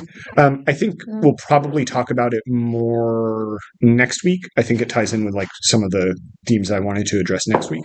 But it is a more obvious way in which a kind of rigid order is attempted to be made. Right. So absolutely. How do they attempt to establish order exactly? Like they have like certain states, like for instance, like they have like biological control over certain, and they have like disposition control. Yeah, it's kind of like a house, like a household, Yeah, dollhouse. A dollhouse. Yeah. Nice. Have you read Ibsen lately? Is that why you're thinking of the dollhouse? Ibsen lately? Is that why you're thinking of the dollhouse? No, I recently reread. We mentioned him, Henry James. Oh, yeah. Oh, I love that. So good. Speaking of Halloween season, it's not that long. It's like 100 pages long. If you want to read The Turn of the Screw, phenomenal stuff. Also, the cinematic adaptation of it is really good. Is it? Yeah, I've never seen it, but okay, good to know. You should totally see it. Nice. It's really good. Nice. Okay. Towards a planetary theory of horror. That would be awesome. Turn of the Screw. Where was I going for this? So they are attempting to impose like some kind of order, like a household. I think that's a really good way of putting it. Let's tie it into some of the other stuff that we've talked about in this class. In what way do the companies? There's two specific companies that are addressed in the novel. There's Lyft and Host. Good. Where are they situated, or where are they headquartered? If you had to take a guess. Yeah, good. In Saltwater City. Host and what's the other? Lyft. Yeah, so they are mentioned pretty early on, so you probably saw them somewhere in those first 100 pages. But yeah, they're written in like weird letters. At first I thought it was a word that I didn't understand, so then I looked it up. That's... Yeah.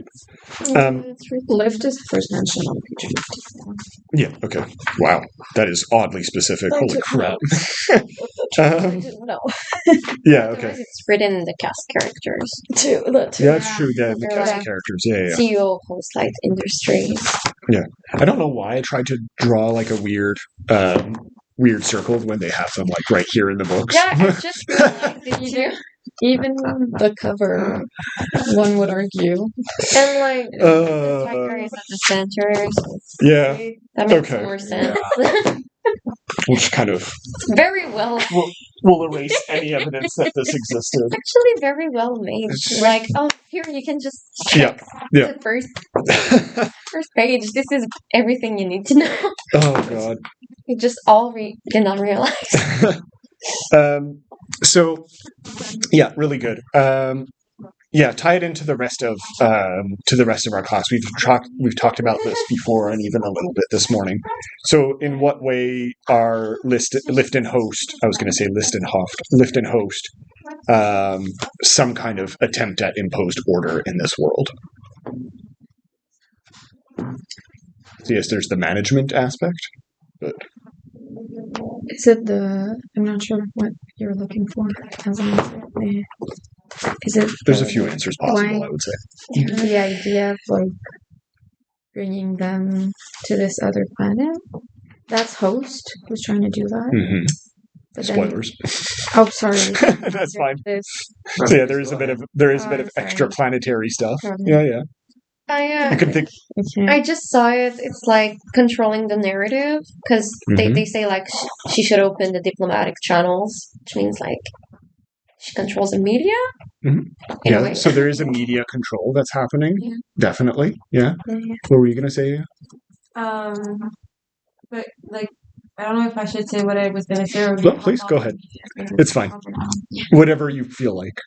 I really like the media thing. Yeah. It's very like modern. Very modern concept because newspapers don't make money anymore, so they're all owned by corporates or governments. Yep. But I was gonna say I forgot something about control. Yeah, control the company. Oh, do they control the resources? So that's okay. So yes, it's one of those things that's kind of like left somewhat unstated or understated, so to speak. But yeah, it is heavily mentioned or implied throughout that they do have access to quite a few resources, right?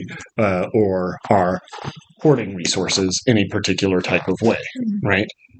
And this is my kind of progressive way of bringing it into the concept of what we do beyond tragedy. Yeah. So the novel begins and the tragedy has already happened. Right. And what we see is a kind of establishment of different quarantine rings, as we spent a few minutes talking about. Right. What is interesting is on one level, we see people reforming, right, what it means to live in this world, right, making the best of a bad situation, if you will. The grist the Grist women do one thing, Cora and her family do another, and just kind of like live as well as possible. The Dancing Girl Academy is another completely different thing. We never formally meet the Coast Salish time place, but presumably they are living in some kind of indigenous fashion. Since for people who don't know, the Coast Salish are a indigenous group on the western coast of Canada. But you also see groups like Lift and Host trying to operate as if the world has not changed. Right? And I think that's an important thing to keep, again, in our mind. Lift and Host are a really good example in my mind of how they're continuing as if capitalism did not collapse, right? And we've talked extensively in this class about how our modern resource extraction and capitalist policies do tend to be one of the leading factors for the environmental issues and planetary issues that we're facing today, right? We're not going to retread this necessarily. But I do think you should observe how the core authority, right, if you want to call it that, there are technically police, but they're owned by Lift and Host. How this core authority that is in the metropolis is also explicitly highly capitalistic, right? It owns resources, it owns the means of production, it is still the main driver of technological innovation, right, in this collapsed world. And so to tie it in, and I realize now that it's already 10:30, and oh my God, where's the time going? To tie it in to the idea of tragedy, one of the ways that it might be easier to understand the novel is how different factions are creating or re-envisioning these networks, whether they are weak or not, post-tragedy. Okay. So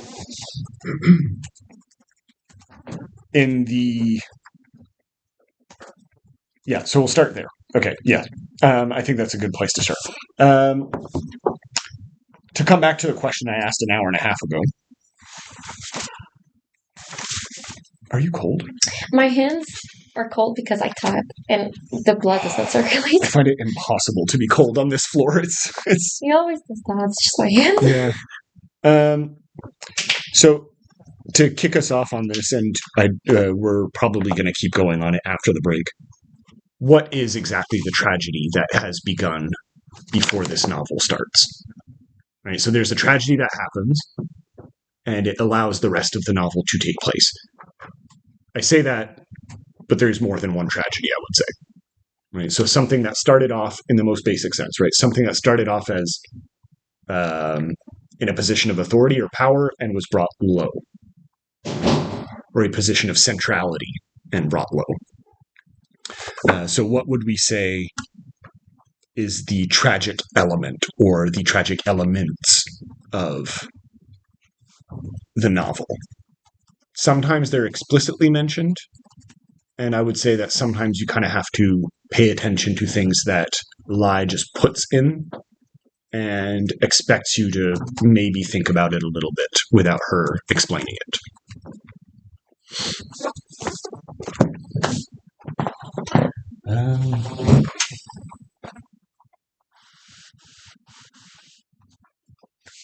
No, I'm not going to have a list right. Okay, it doesn't matter.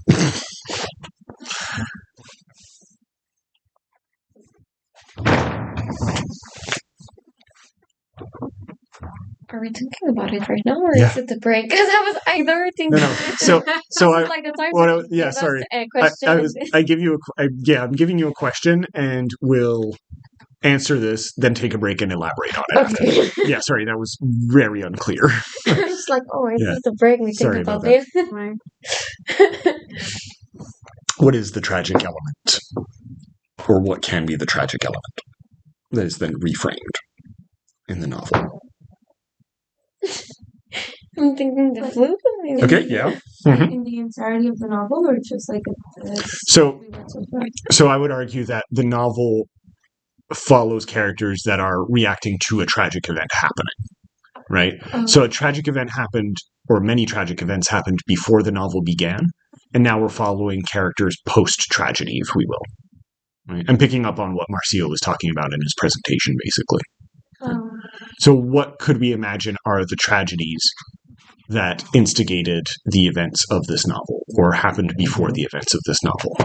So the tiger flu you mentioned, Alicia, I think that's a really good one. It did not emerge in the course of the novel. The novel begins and the tiger flu has already begun. Yeah, it says fourth wave. Yes, good. So presumably we're many years into the tiger flu. Mm-hmm. Yeah, so that is absolutely true. Mm-hmm. I had read in a review there's like the death of one of the main characters' lover. Mm-hmm. I think maybe that. Yeah, that happens in the novel. Yeah. Right? So yeah, that can definitely be a tragic event, but it doesn't happen before the novel. Okay. Right?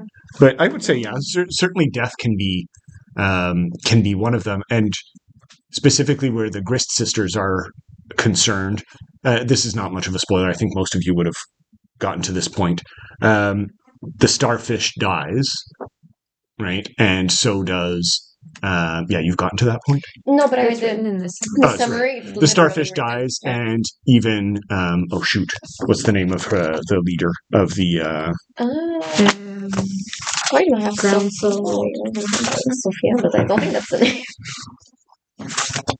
Whose name? Oh, the 48-year-old woman who's like the oldest of the group. The mother, the doubler? Yeah. Mother double. Glorybind. Glorybind dies. No. No. Who dies? Calix. No, not Calix. Fuck, who dies? Oh, my God, right here. There's another... Radix? Is it Radix? Yeah, Radix. Yeah. So Radix dies. That could be another tragic event, right? That, again, instigates people to act in a particular way going forward, right? But again, I would say there's something else that happens, and you can get a hint of it. I want to say it's like set in like time after oil. Yeah, like definitely like oil became irrelevant, or they didn't have any anymore. I don't know if it's said. I read the whole. It's thing. Never said. I guess it's so. But it's beginning. Like, time after oil. Yeah. So and they're using like ethanol to instead, like as a. Yeah. They use all kinds of like alternatives. Right. Keyword here: alternative. But yeah, so Cascadia year 127 Tau. Tau is perhaps an interesting one to consider because it's an acronym here, but it's also a Chinese term, the Tao Te Ching, which is like I guess would be the equivalent of like a tarot here. It's a divination thing. But here it's used as an acronym for time after oil. I would call that a tragic event. Right. One that was perhaps good, all things considered, right? But in the most basic sense of a tragic event being, there is in this world, right, as we've again talked about many times, a primacy of oil-based and fossil fuel-based energies, and we are increasingly faced with the idea of what do we do when we run out, because we will run out. Right? It is a finite resource that exists on this planet. And it cannot, by definition, go on forever. So it has its primacy now, and you're already starting to see the kind of cracks in this. Yeah, with wars being started and ending around it, the price of fossil fuels going up, the scramble for alternatives, and what Aya was accurately pointing to as like green capitalism, right?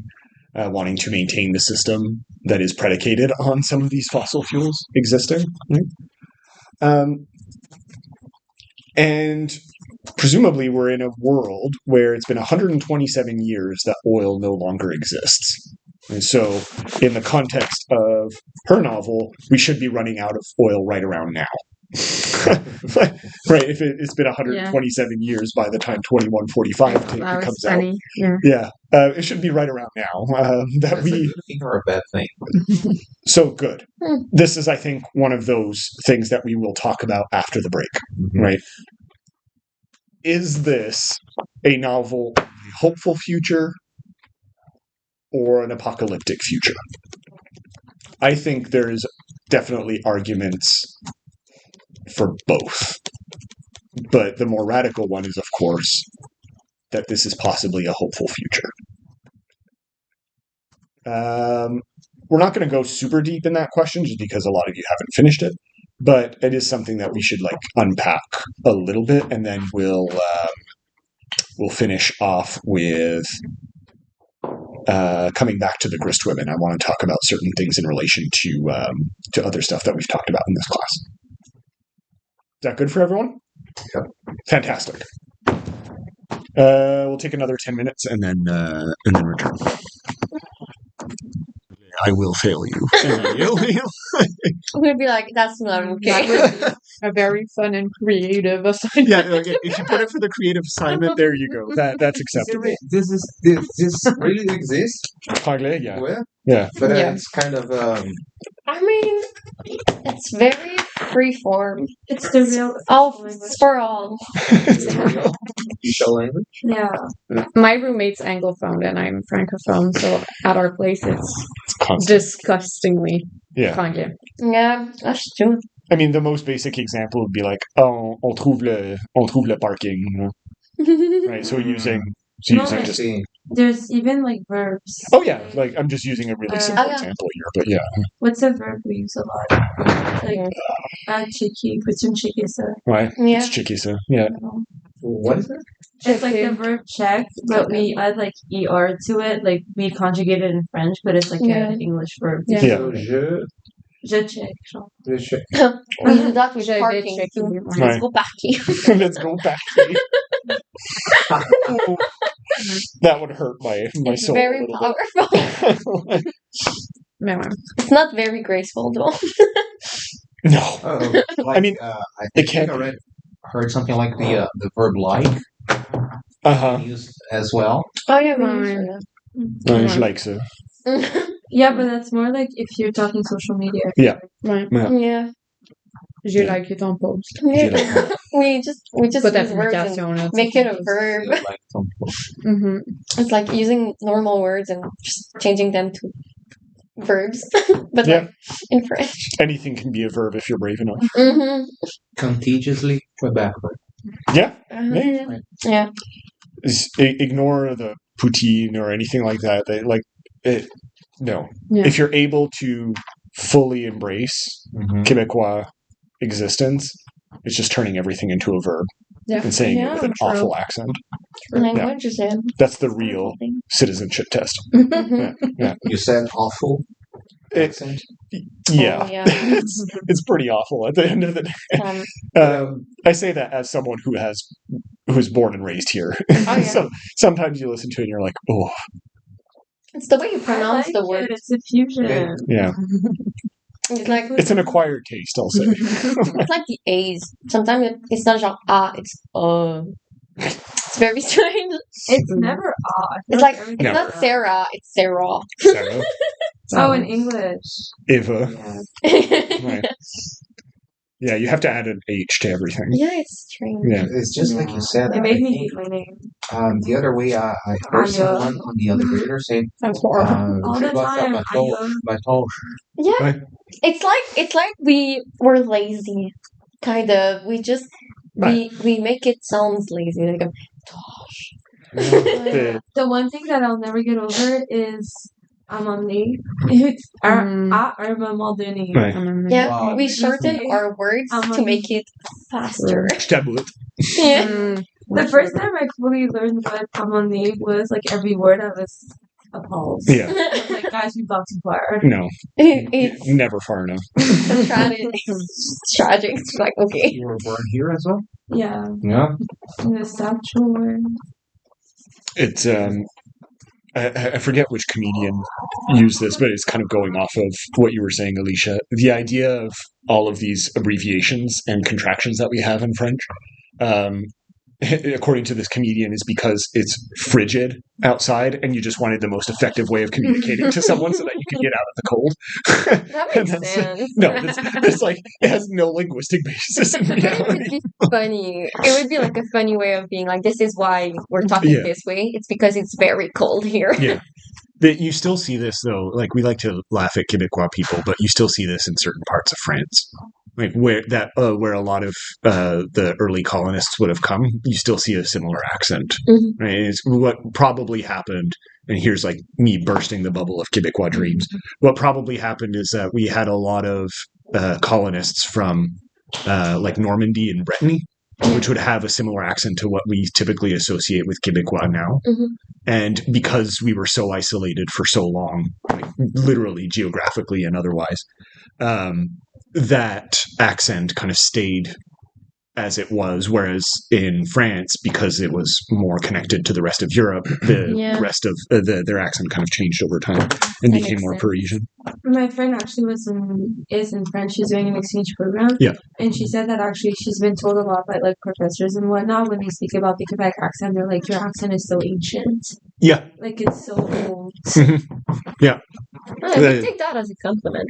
Yeah. No, it's not necessarily a bad thing. And we used to see it a lot more even in English as well, right? When we imagine regional accents, it's from that imagination that people were conventionally a little bit more isolated in their communities, right? So it would make sense that the Anglo-Canadian Eastern accent sounded a little bit more something like this, where, no, I'm going to go on my skidoo and hunt a moose, which doesn't really exist anymore. Like no one really speaks like this because we've been like so thoroughly Americanized, and it's become the global accent, if you will. Same thing for the British accent, by the way. Like it used to be a lot more heavily regionalized, and now it's been kind of flattened out into the London accent. Yeah, but you hear it. There's difference between some places and you still get vestiges like of Welsh and everything. Yeah, as well. Yeah. No, like it still does exist on some level, but you do definitely notice it disappearing. Oh, it's a flattening. Yeah. Yeah. That's what I mean when I say flattening. It's like it's like yeah. Where were we? Oh, tragedy. Tragedy and starfish. Was it hopeful or apocalyptic? Yeah, I don't know. Do we want to address this question now or next week? I don't honestly know. Yeah, it might make more sense to talk about it next week when you've read a little bit more of the novel. Yeah, it might be a little bit better to address that question then. Okay, so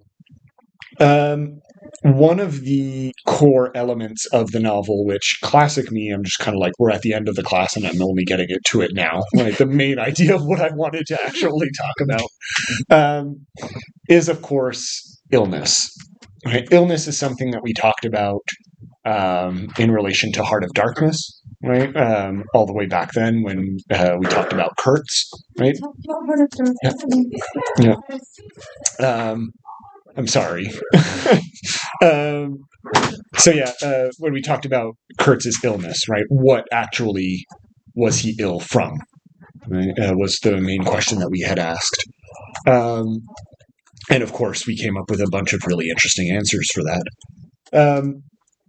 And obviously, by the very title of the book that we're talking about for the next 2 weeks, illness is at the forefront. So what do we know about the tiger flu so far from what we've read as an illness or as a flu? Do we know anything about what it actually does or how it operates, why it came to be? You can answer why it came to be. Yeah. Yeah, go ahead. I read like a couple of reviews. Mm-hmm. So I might be spoiling people too, so I don't want to see what I want to say. Do you care about spoilers? I mean, No, I don't. It seemed to be a big deal, so maybe a little bit. It's technically, it's like it's a narrative like hit because, of course, but you'll still be able to appreciate other aspects of the novel without it. It was created. I would not be that surprised if it was that. Go ahead, Aya. It might not even be a spoiler. I might have No, go titled ahead. this for nothing. Is it the fact that like the main character, like her grandfather, was like one of the reasons for this outbreak? Yeah. Okay. So good enough. Yeah. So Cora's grandfather is one of the. I guess. Yeah. There are more details to it than that, so we can get into it when we get there. But yeah. So it is roughly human contingent, to use that term, or roughly human related, and explicitly related to Cora. So yes, there is that. There's that human-centered aspect that we talked about with Kurtz as well. What else do we know about the tiger flu? Viral. Yep, so it is a everywhere. virus. Yep. Yeah. Mm-hmm. It attacks. Basically, they thought maybe women. Doesn't it target more men? Yeah, It seems 'cause to they target thought men that- more than anything. Yeah. Mm-hmm. And that's why the woman left. You wonder why. Yeah. Please elaborate on that. That's the thing. Before starting reading this book here, uh, some critics said it's all about a feminist book. Mm-hmm. It is rather feminist, yeah. Yeah, and then some said that this is a way of actually dehumanizing the man actions over the centuries, the whatever, something just like trying to get things even. Okay. So we can talk about that a little bit. I actually listened to an interview with Larissa, who was talking about the tiger flu. So don't get me wrong. Larissa is not saying that men are bad and that we should abolish them from the face of the planet, right? That's not what she's saying, and she makes that explicit in the interview, where she was influenced with the ideas that you're coming up with, Marcio, is like feminist projects from the 60s and 70s. Right? She was just like, these are kind of cool, right? Where there were a lot of feminist critical thinkers and feminist activists who were imagining worlds without men. Right? So you saw that in science fiction, actually. What is it? The Female Man, for example? Oh no, that's a critical theory book. But there's, I'll have to think of it. There's like a classic science fiction story from the 70s that imagines Mars as being entirely colonized by men, by women, for example. Right? So that's the kind of stuff that feminists from the 70s were sometimes thinking about, or some of them were actively forming communes that were just filled with women. Right. And so that's what she was expressing in the interview, was like, yeah, this is kind of just what inspired me to write these experiments in the 60s and 70s, when people were willing to kind of go out and try something new. And she used a really interesting term that I noted that I think ties into this idea of illness and maybe hope for next week, where she qualified humans as carriers of change. And I really like that term, because we usually associate the term carrier with illness, right? I'm sure if you remember, during COVID, we used the term carrier quite a bit, right? Are you a carrier of the disease, right? And during any kind of epidemic, whether it's COVID or HIV or what's the one in Africa? Ebola. Yeah, you hear this term carrier come through a lot, right?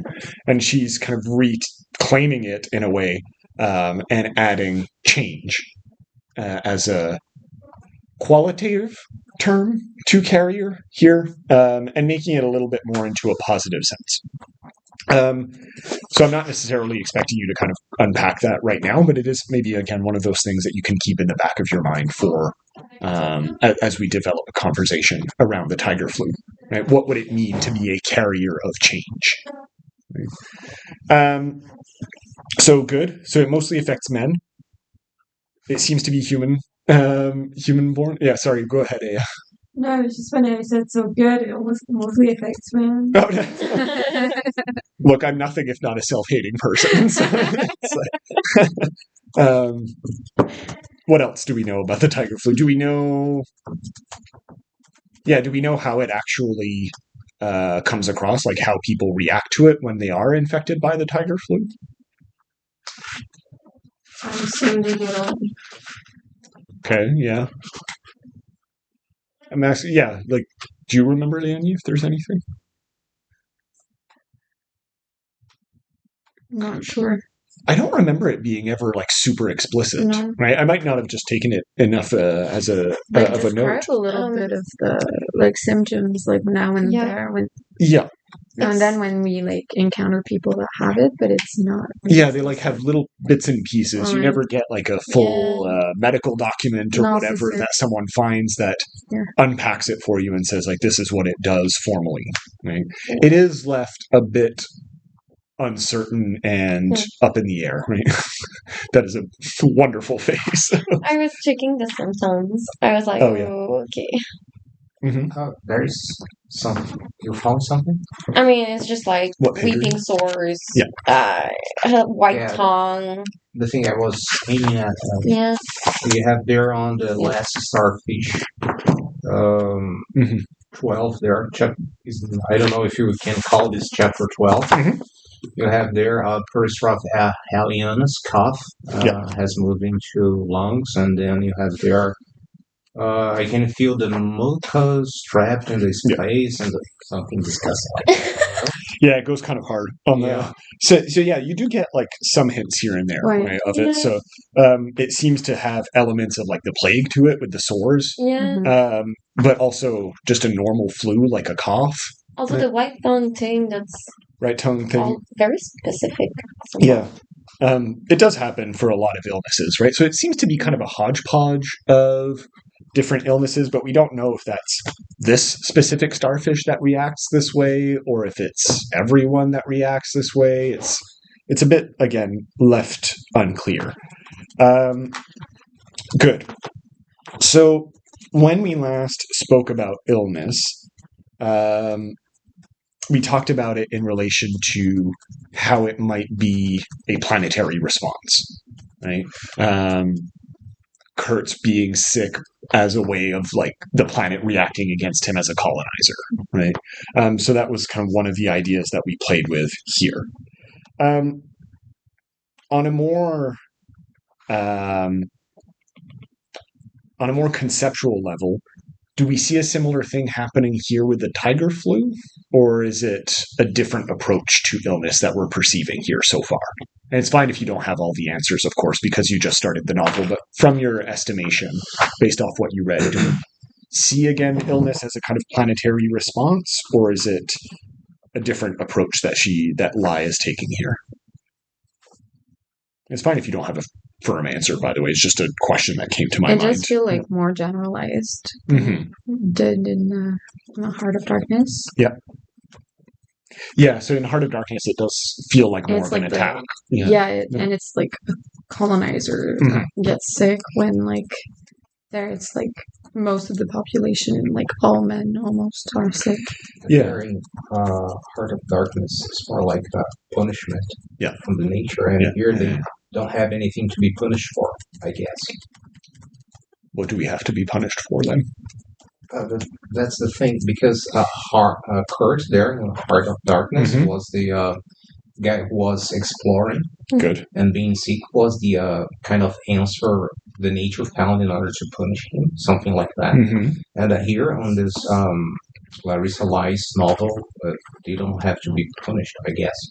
No, I disagree. Okay. No, go ahead. I disagree. Well, like, Marcio, you're wrong. He's like, no, they should be punished. but I feel like just the way we like behave on the planet and the way we like use the resources at this like really fast pace is like that might be like Earth latching back, like just punishing the entirety of the human race for the way we consume. That's it. I don't know. I don't like, because I think that's a good way of. Is that what you were thinking of also? Yeah, I feel like it's like a response to like human greed. Yeah. It's the fact that it just comes after anyone and anything, it really goes to like reestablish its authority. Good. And kind of tell the human race that you've pushed it out. Yeah. I think where you are correct, Marcio, is in saying that we're not all formally at fault, right? We're not at the heads of like these companies that are like the source of whatever, like 70% of the destruction. I agree with you on that. Yeah, no, like what I think, but I think we can nuance this a little bit. Whereas like we're not formally at fault, right? The fact that you keep your kettle plugged in, right, all day and use a little bit more electricity is not what's really like going to be the destruction of the planet, right, at the end of the day. But even though we are not individually as like the average person responsible, we are definitely facing the consequences as a collectivity, right? Yeah. And so I think that would be maybe a way of mitigating some of the responses that you're bringing up here. And at least in my reading, I think the tiger flu is a way of demonstrating this in a more active way. Like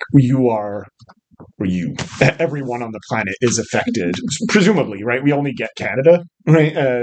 In this place, or North America. Oh my God, that's Canada.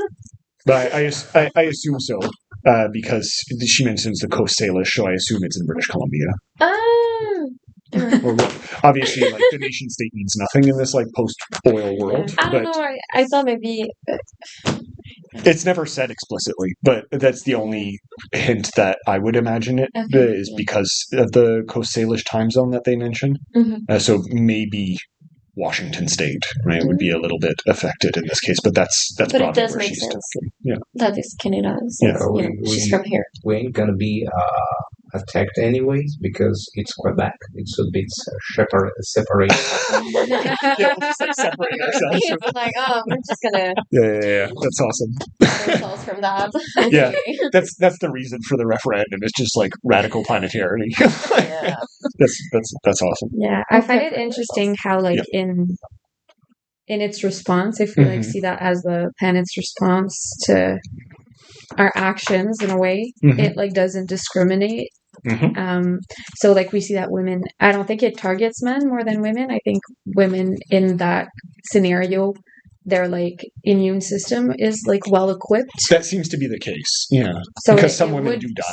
That's it. Yeah. So that's how I like saw it, but also like when you see the like acidic rain that literally like dissolves like fabric and stuff that burns, it's like, which is a thing. Even though like some of us participated in this very unwillingly, like we're not individually responsible for it. Like nature doesn't discriminate at the end of the day. Like it'll happen, or it might happen like that, and we all pay for it. Good. Yeah. So I think one of the most interesting ways that we see resistance to the tiger flu happening is in the Grist village, right? In the Grist sisters. How? And this you can get just from having read enough of the pages that you've read. Like you get this hint immediately. Well, yeah, they grow their bodies. Okay, good. So they grow themselves. How is that a form of resistance? Unpack that a little bit. Yeah. I mean, in a way, they fight the flu by just always changing their bodies. So it's like it can never attack what it doesn't actually. It's not born, it's made, but like it's difficult to explain. It's like, how can you attack something that's always changing? Good. Regenerates. Regenerates in a way, because it's never in a state of just being, because it's always like creating new things. That's really interesting. I like the way you frame that question. How can you attack something that's always changing? Yeah. What also always changes and we can never fully eradicate? Resources, but in the illness sense, right? Thematically. Yeah, it always changes. The virus, it's how to say it evolves, adapts to the world. Tigers? The flu. Yeah. Why do we constantly need to get a vaccine for the flu? It evolves. It constantly shifts. There's also difference. Right? there's constant variations of the flu and the cold that emerge, right? And they're like usually very small shifts, right? Enough that we don't need to change the vaccine that often, or that drastically from one year to another. But the flu is one of those things that constantly changes, right? And is literally adapting to its environment, which is to say, people constantly getting more and more immune to it. Okay? Thankfully, the flu and the cold is no longer something that we die from, generally speaking. There are some people that die from it, of course, but as a general rule, unlike like 100 years ago, for example, we no longer really die from the flu. It's kind of wild to imagine, by the way, that like my grandmother could have died from the flu. It's like completely random thing. Anyway, but I think you're right, Alicia, in pointing to this idea that you kind of become the thing that you're fighting, right? And that's the method of resistance for the Grist sisters, in this constant shift and modification that becomes almost a form of care, right? And so you see this. I don't know if it would be fair to say dichotomy. I did literally put a question mark next to it in my notes, so I don't know. You do see this expression of illness versus mutation, and I don't know if it's fair to use the term versus here, right? Because it can also be illness as mutation, right? The Grist sisters literally perpetuate themselves through their mutations. Right? And I'm not going to elaborate on it because you'll be reading about this, but the Grist sisters literally exist because of the illness in some way, right? Not necessarily the way that you might immediately think of, right? But their existence is contingent on the illness existing, right? And so I don't know if versus is the correct term here. It would be illness versus mutation, mutation because of illness, illness and mutation side by side. Yeah. And I think this is one of the interesting notions that is left without a definitive answer in the novel, which is where, of course, we as literary scholars can come in and just kind of unpack that based off of our readings or our interests, right? But yeah, I don't know if there was anything that you wanted to add on to this so far. Does this make sense to people first and foremost? Yeah. Okay. Good. Anything else we want to add on? Go ahead, please. Self-reliance. Good. Yeah. Good. Say more about that. Like, they can live as a society without external intervention. Mm-hmm. What does that make us think of? What other text do we talk about that makes us think of that? ASMR. ASMR. Exactly. Think back to your texts. Well, I mean, the last class we talked about in Long's text, she does think about that explicitly, right? Like self-reliance. But yeah, go on. Sorry. Yeah, so yeah, okay, cool. Self-reliance. You don't need necessarily all of these external factors, yeah? Which is, of course, a huge problem for us in the contemporary world. We can think of it on, let's take the basic example of COVID, which has a surprising amount of parallels with the tiger flu, right? Especially in the way that the tiger flu, you might have seen this or you will get to it. Some people blame Asians specifically for the tiger flu in the same way that we blamed COVID on a lot of Asian populations. So Lai was unfortunately a bit prescient on that one. But you can think of Corey. I read that it was based off COVID actually. So it would have been the story itself was written in 2018. So it would have been a little bit before COVID. So there were other printings afterwards. It went through multiple printings, but it was just before COVID hit that it was published. Yeah, saw the future literally. But look, we can unpack this like a whole lot, but as a general rule, it's not uncommon for people to blame illnesses specifically on a specific group. Yeah, right? That's true. Like the most obvious example would be the Nazis, who literally qualified Jewish people along like metaphors of plague and illness. But just to come back to the example of AIDS, right, that was heavily associated with black people for a while, and obviously homosexuals, right? And that kind of warlike and discriminatory language was often used in relation to illness. So she's probably pulling from that, obviously, rather than thinking forward about how. Well, actually, Asian Canadians were also blamed for and qualified as kind of viruses in the early 20th century here. So she would have been pulling from history on that probably as well. What was I going to say? Yes. So thinking of COVID, right, and our reliance on other factors, you saw this quite a bit, yeah, where with the vaccines, we were all scrambling to find the appropriate vaccine and so on, and we ended up having to collaborate with all kinds of different countries, and some countries needed vaccines from others, and it became this whole necessity of reliance, right, or this whole cycle of reliance that, on the one hand, shows a great deal of the advantages of globalization, where we were able to send vaccines across the world, for example, or receive some from across the world.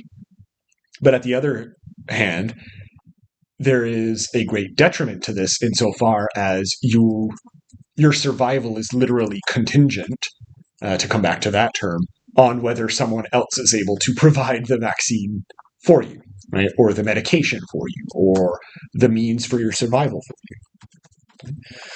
So I think that's absolutely fair to say that the self-reliant aspect of the Grist sisters is definitely a method of resistance to the tiger flu and to the wider social impact that the tiger flu had. Right? Absolutely. What else? How does care come through in the Grist sisters? I say sisters or village, whatever, it doesn't matter. Like the Grist women, yeah, whatever term you want to use. So care is an important aspect of it, of I think their way of life. In what way is it important, or in what way does it demonstrate itself?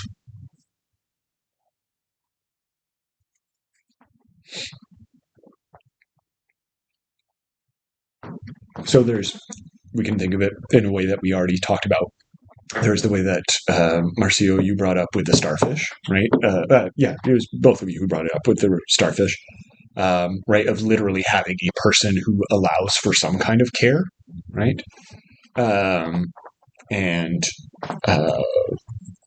a kind of dependency in some way. But what else? They train the grooms to take care of the ones that are giving their like body parts or that are receiving. Yeah. Or doubling. Absolutely. Yeah. So there is an active forethought in the very way that the society is organized, right, to ensure constant care for the next generation. Right? The next generation being a bit of a slippery slope term here because they're all clones of one another, so I don't know if you would qualify it as generational. But yeah, there is in the very way that the society is constructed an ethics of care, right? To use a theoretical term from a theorist whose name I no longer remember. Is it from Kimmerer? Doesn't matter. I'll think of it eventually. But yeah, an ethics of care might be a way of putting it. Excellent. And even on if we push further this idea of teaching and social constructions within the village as care-based, you see this in the very brief moments of hierarchy that they have, right? They have mothers. What do we associate usually mothers with, right? On a most fundamental level, it is a form of care, right? Obviously, fathers are included in this as well, right? My daddy cared for me. but in the context of the village, right, because they're all women, it's all mothers, right? So they still have these kind of mother figures, and therefore these care figures that emerge despite them all being clones. So there's this really interesting dynamic, right, to not reuse duality. There's this dynamic that happens where people are on equal footing as clones and yet still learn from one another in, I guess you would call, a non-hierarchical fashion. I don't know. Maybe it is hierarchical. I'm not sure. Because they do respect what the older clones say. Yeah. So there might be a kind of implied hierarchy that exists, to come back to what we were talking about earlier. Prioritize their doubling first, too. Yep, absolutely. That's what she says at the beginning. Is that Kirilo, her name? Yep. She says, like, they should give the organs that are grown to the new people, but instead the oldest one is the one who gets them first. Yeah, absolutely. It's kind of her thinking on yes. the side. She's like, should it be like that? What I really like as well, unless anyone else had anything they wanted to say, I wanted to come back to the starfish. There is I guess, a resistance through the starfish on the idea of purity, which is something that we have obsessed over, right? In very obvious ways, sometimes, with the greatest atrocities of the 20th century, right? Of course. Or eugenics as a broad movement is highly tied into purity. But even today, right, we still see these discourses running around in the medical field all the time, right? But the starfish, I would argue, could also be read as a type of resistance to this. Because you basically create these puzzle humans, right? As you're growing and getting injured or facing some kind of illness, you kind of recreate yourself constantly in a kind of updated or modernized version of Frankenstein's monster. That's right, Mary Shelley. Yeah, good. Or we should say Frankenstein's creature, right? That is formally the term in the novel. Yeah. Creature just meant monster at the time, so who cares? Right. So there is this kind of not only idea of being radically dependent on someone else, right, and living through someone else in a constructive and self-sustaining way, but also as a resistant to purity type of way. Right? And I think these are all really good places to think through or think beyond through the notions of illness that exist throughout the novel.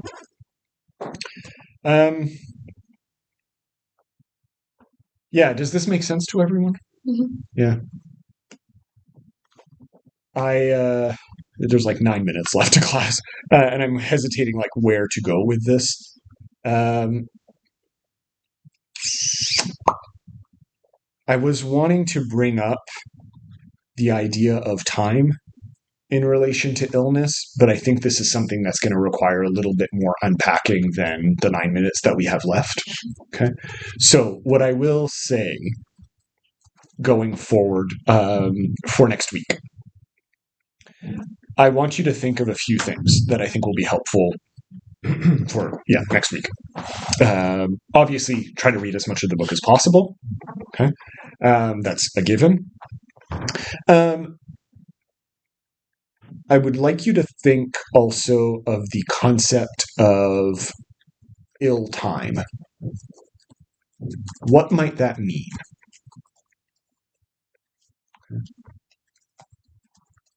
There's a few ways that we can think about this. Okay? And if you want inspiration, if you have the time or the energy, I would invite you to read Virginia Woolf on this. She has an incredible essay called On Being Ill, which can maybe offer you some paths to think through this. But of course, it's Virginia Woolf, so it's also very difficult to read. So don't feel any pressure to actually engage with her. It's just a way. It's just a path forward if you so choose. So I'd like you to think about that. But of course, I would also like you to think through who is our. Oh, sorry, Donna Haraway is next week. It's Karen Barad in relation to Swamp Thing. So Donna Haraway is next week. So yeah, I want you to think of Donna Haraway's section that I'm going to be putting up on Studium a little bit later, which asks us to think of kinship.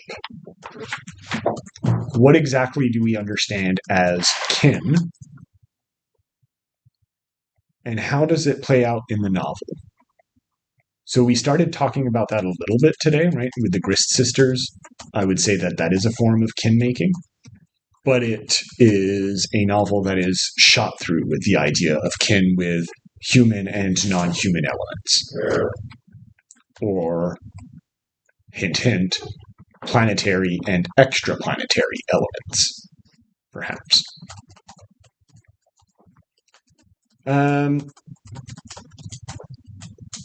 Does that make sense for everyone? Does anyone have any questions? What's the Virginia Woolf's reference you mentioned there? On being ill. On being ill. It was an essay that she wrote in like 1922, something like that. And it is a bit stream of consciousness.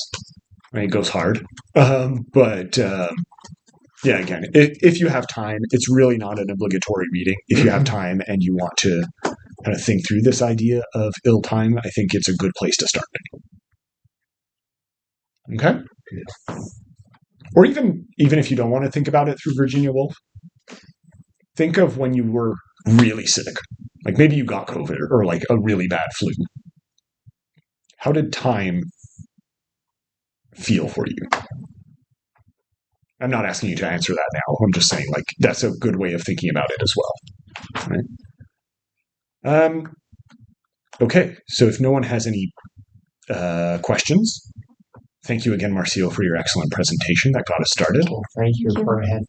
And I will see you all next week. Perfect. Okay. November. I know. Yeah, it's true. We're formally November next week. Wow. Terrifying time. Oh, yeah. Which, by the way, keep an eye out, of course, for the upcoming strike. I don't know what the schedule is going to be like. Yeah, if it's not out yet. I think they're supposed to give it on Friday. So we keep an eye out for like emails from me because maybe it'll impact our ability to do the class or whatever at the proper time. I don't know. I genuinely don't know. Part of me, I know they're not going to do this. Part of me really hopes that they just that they just do well. Not only that they give them what they want in like 2 days, in the next 2 days, but that the strikers just do just a mass strike. Because I feel like they would give them what they want immediately. Like it's 2 like days. if it's just like a full stop of everything. Like 2 days. Yeah, because but I'm wondering if the whole month is going to be like it was like on a few weeks ago, it's where like regular schedule. It's like rotation. I read that it was supposed to be like a full month of no work service. No, you're good. Oh man, that if it is that, they're going to resolve it immediately because the whole city's going to be like on standstill. They've had over 40 negotiations.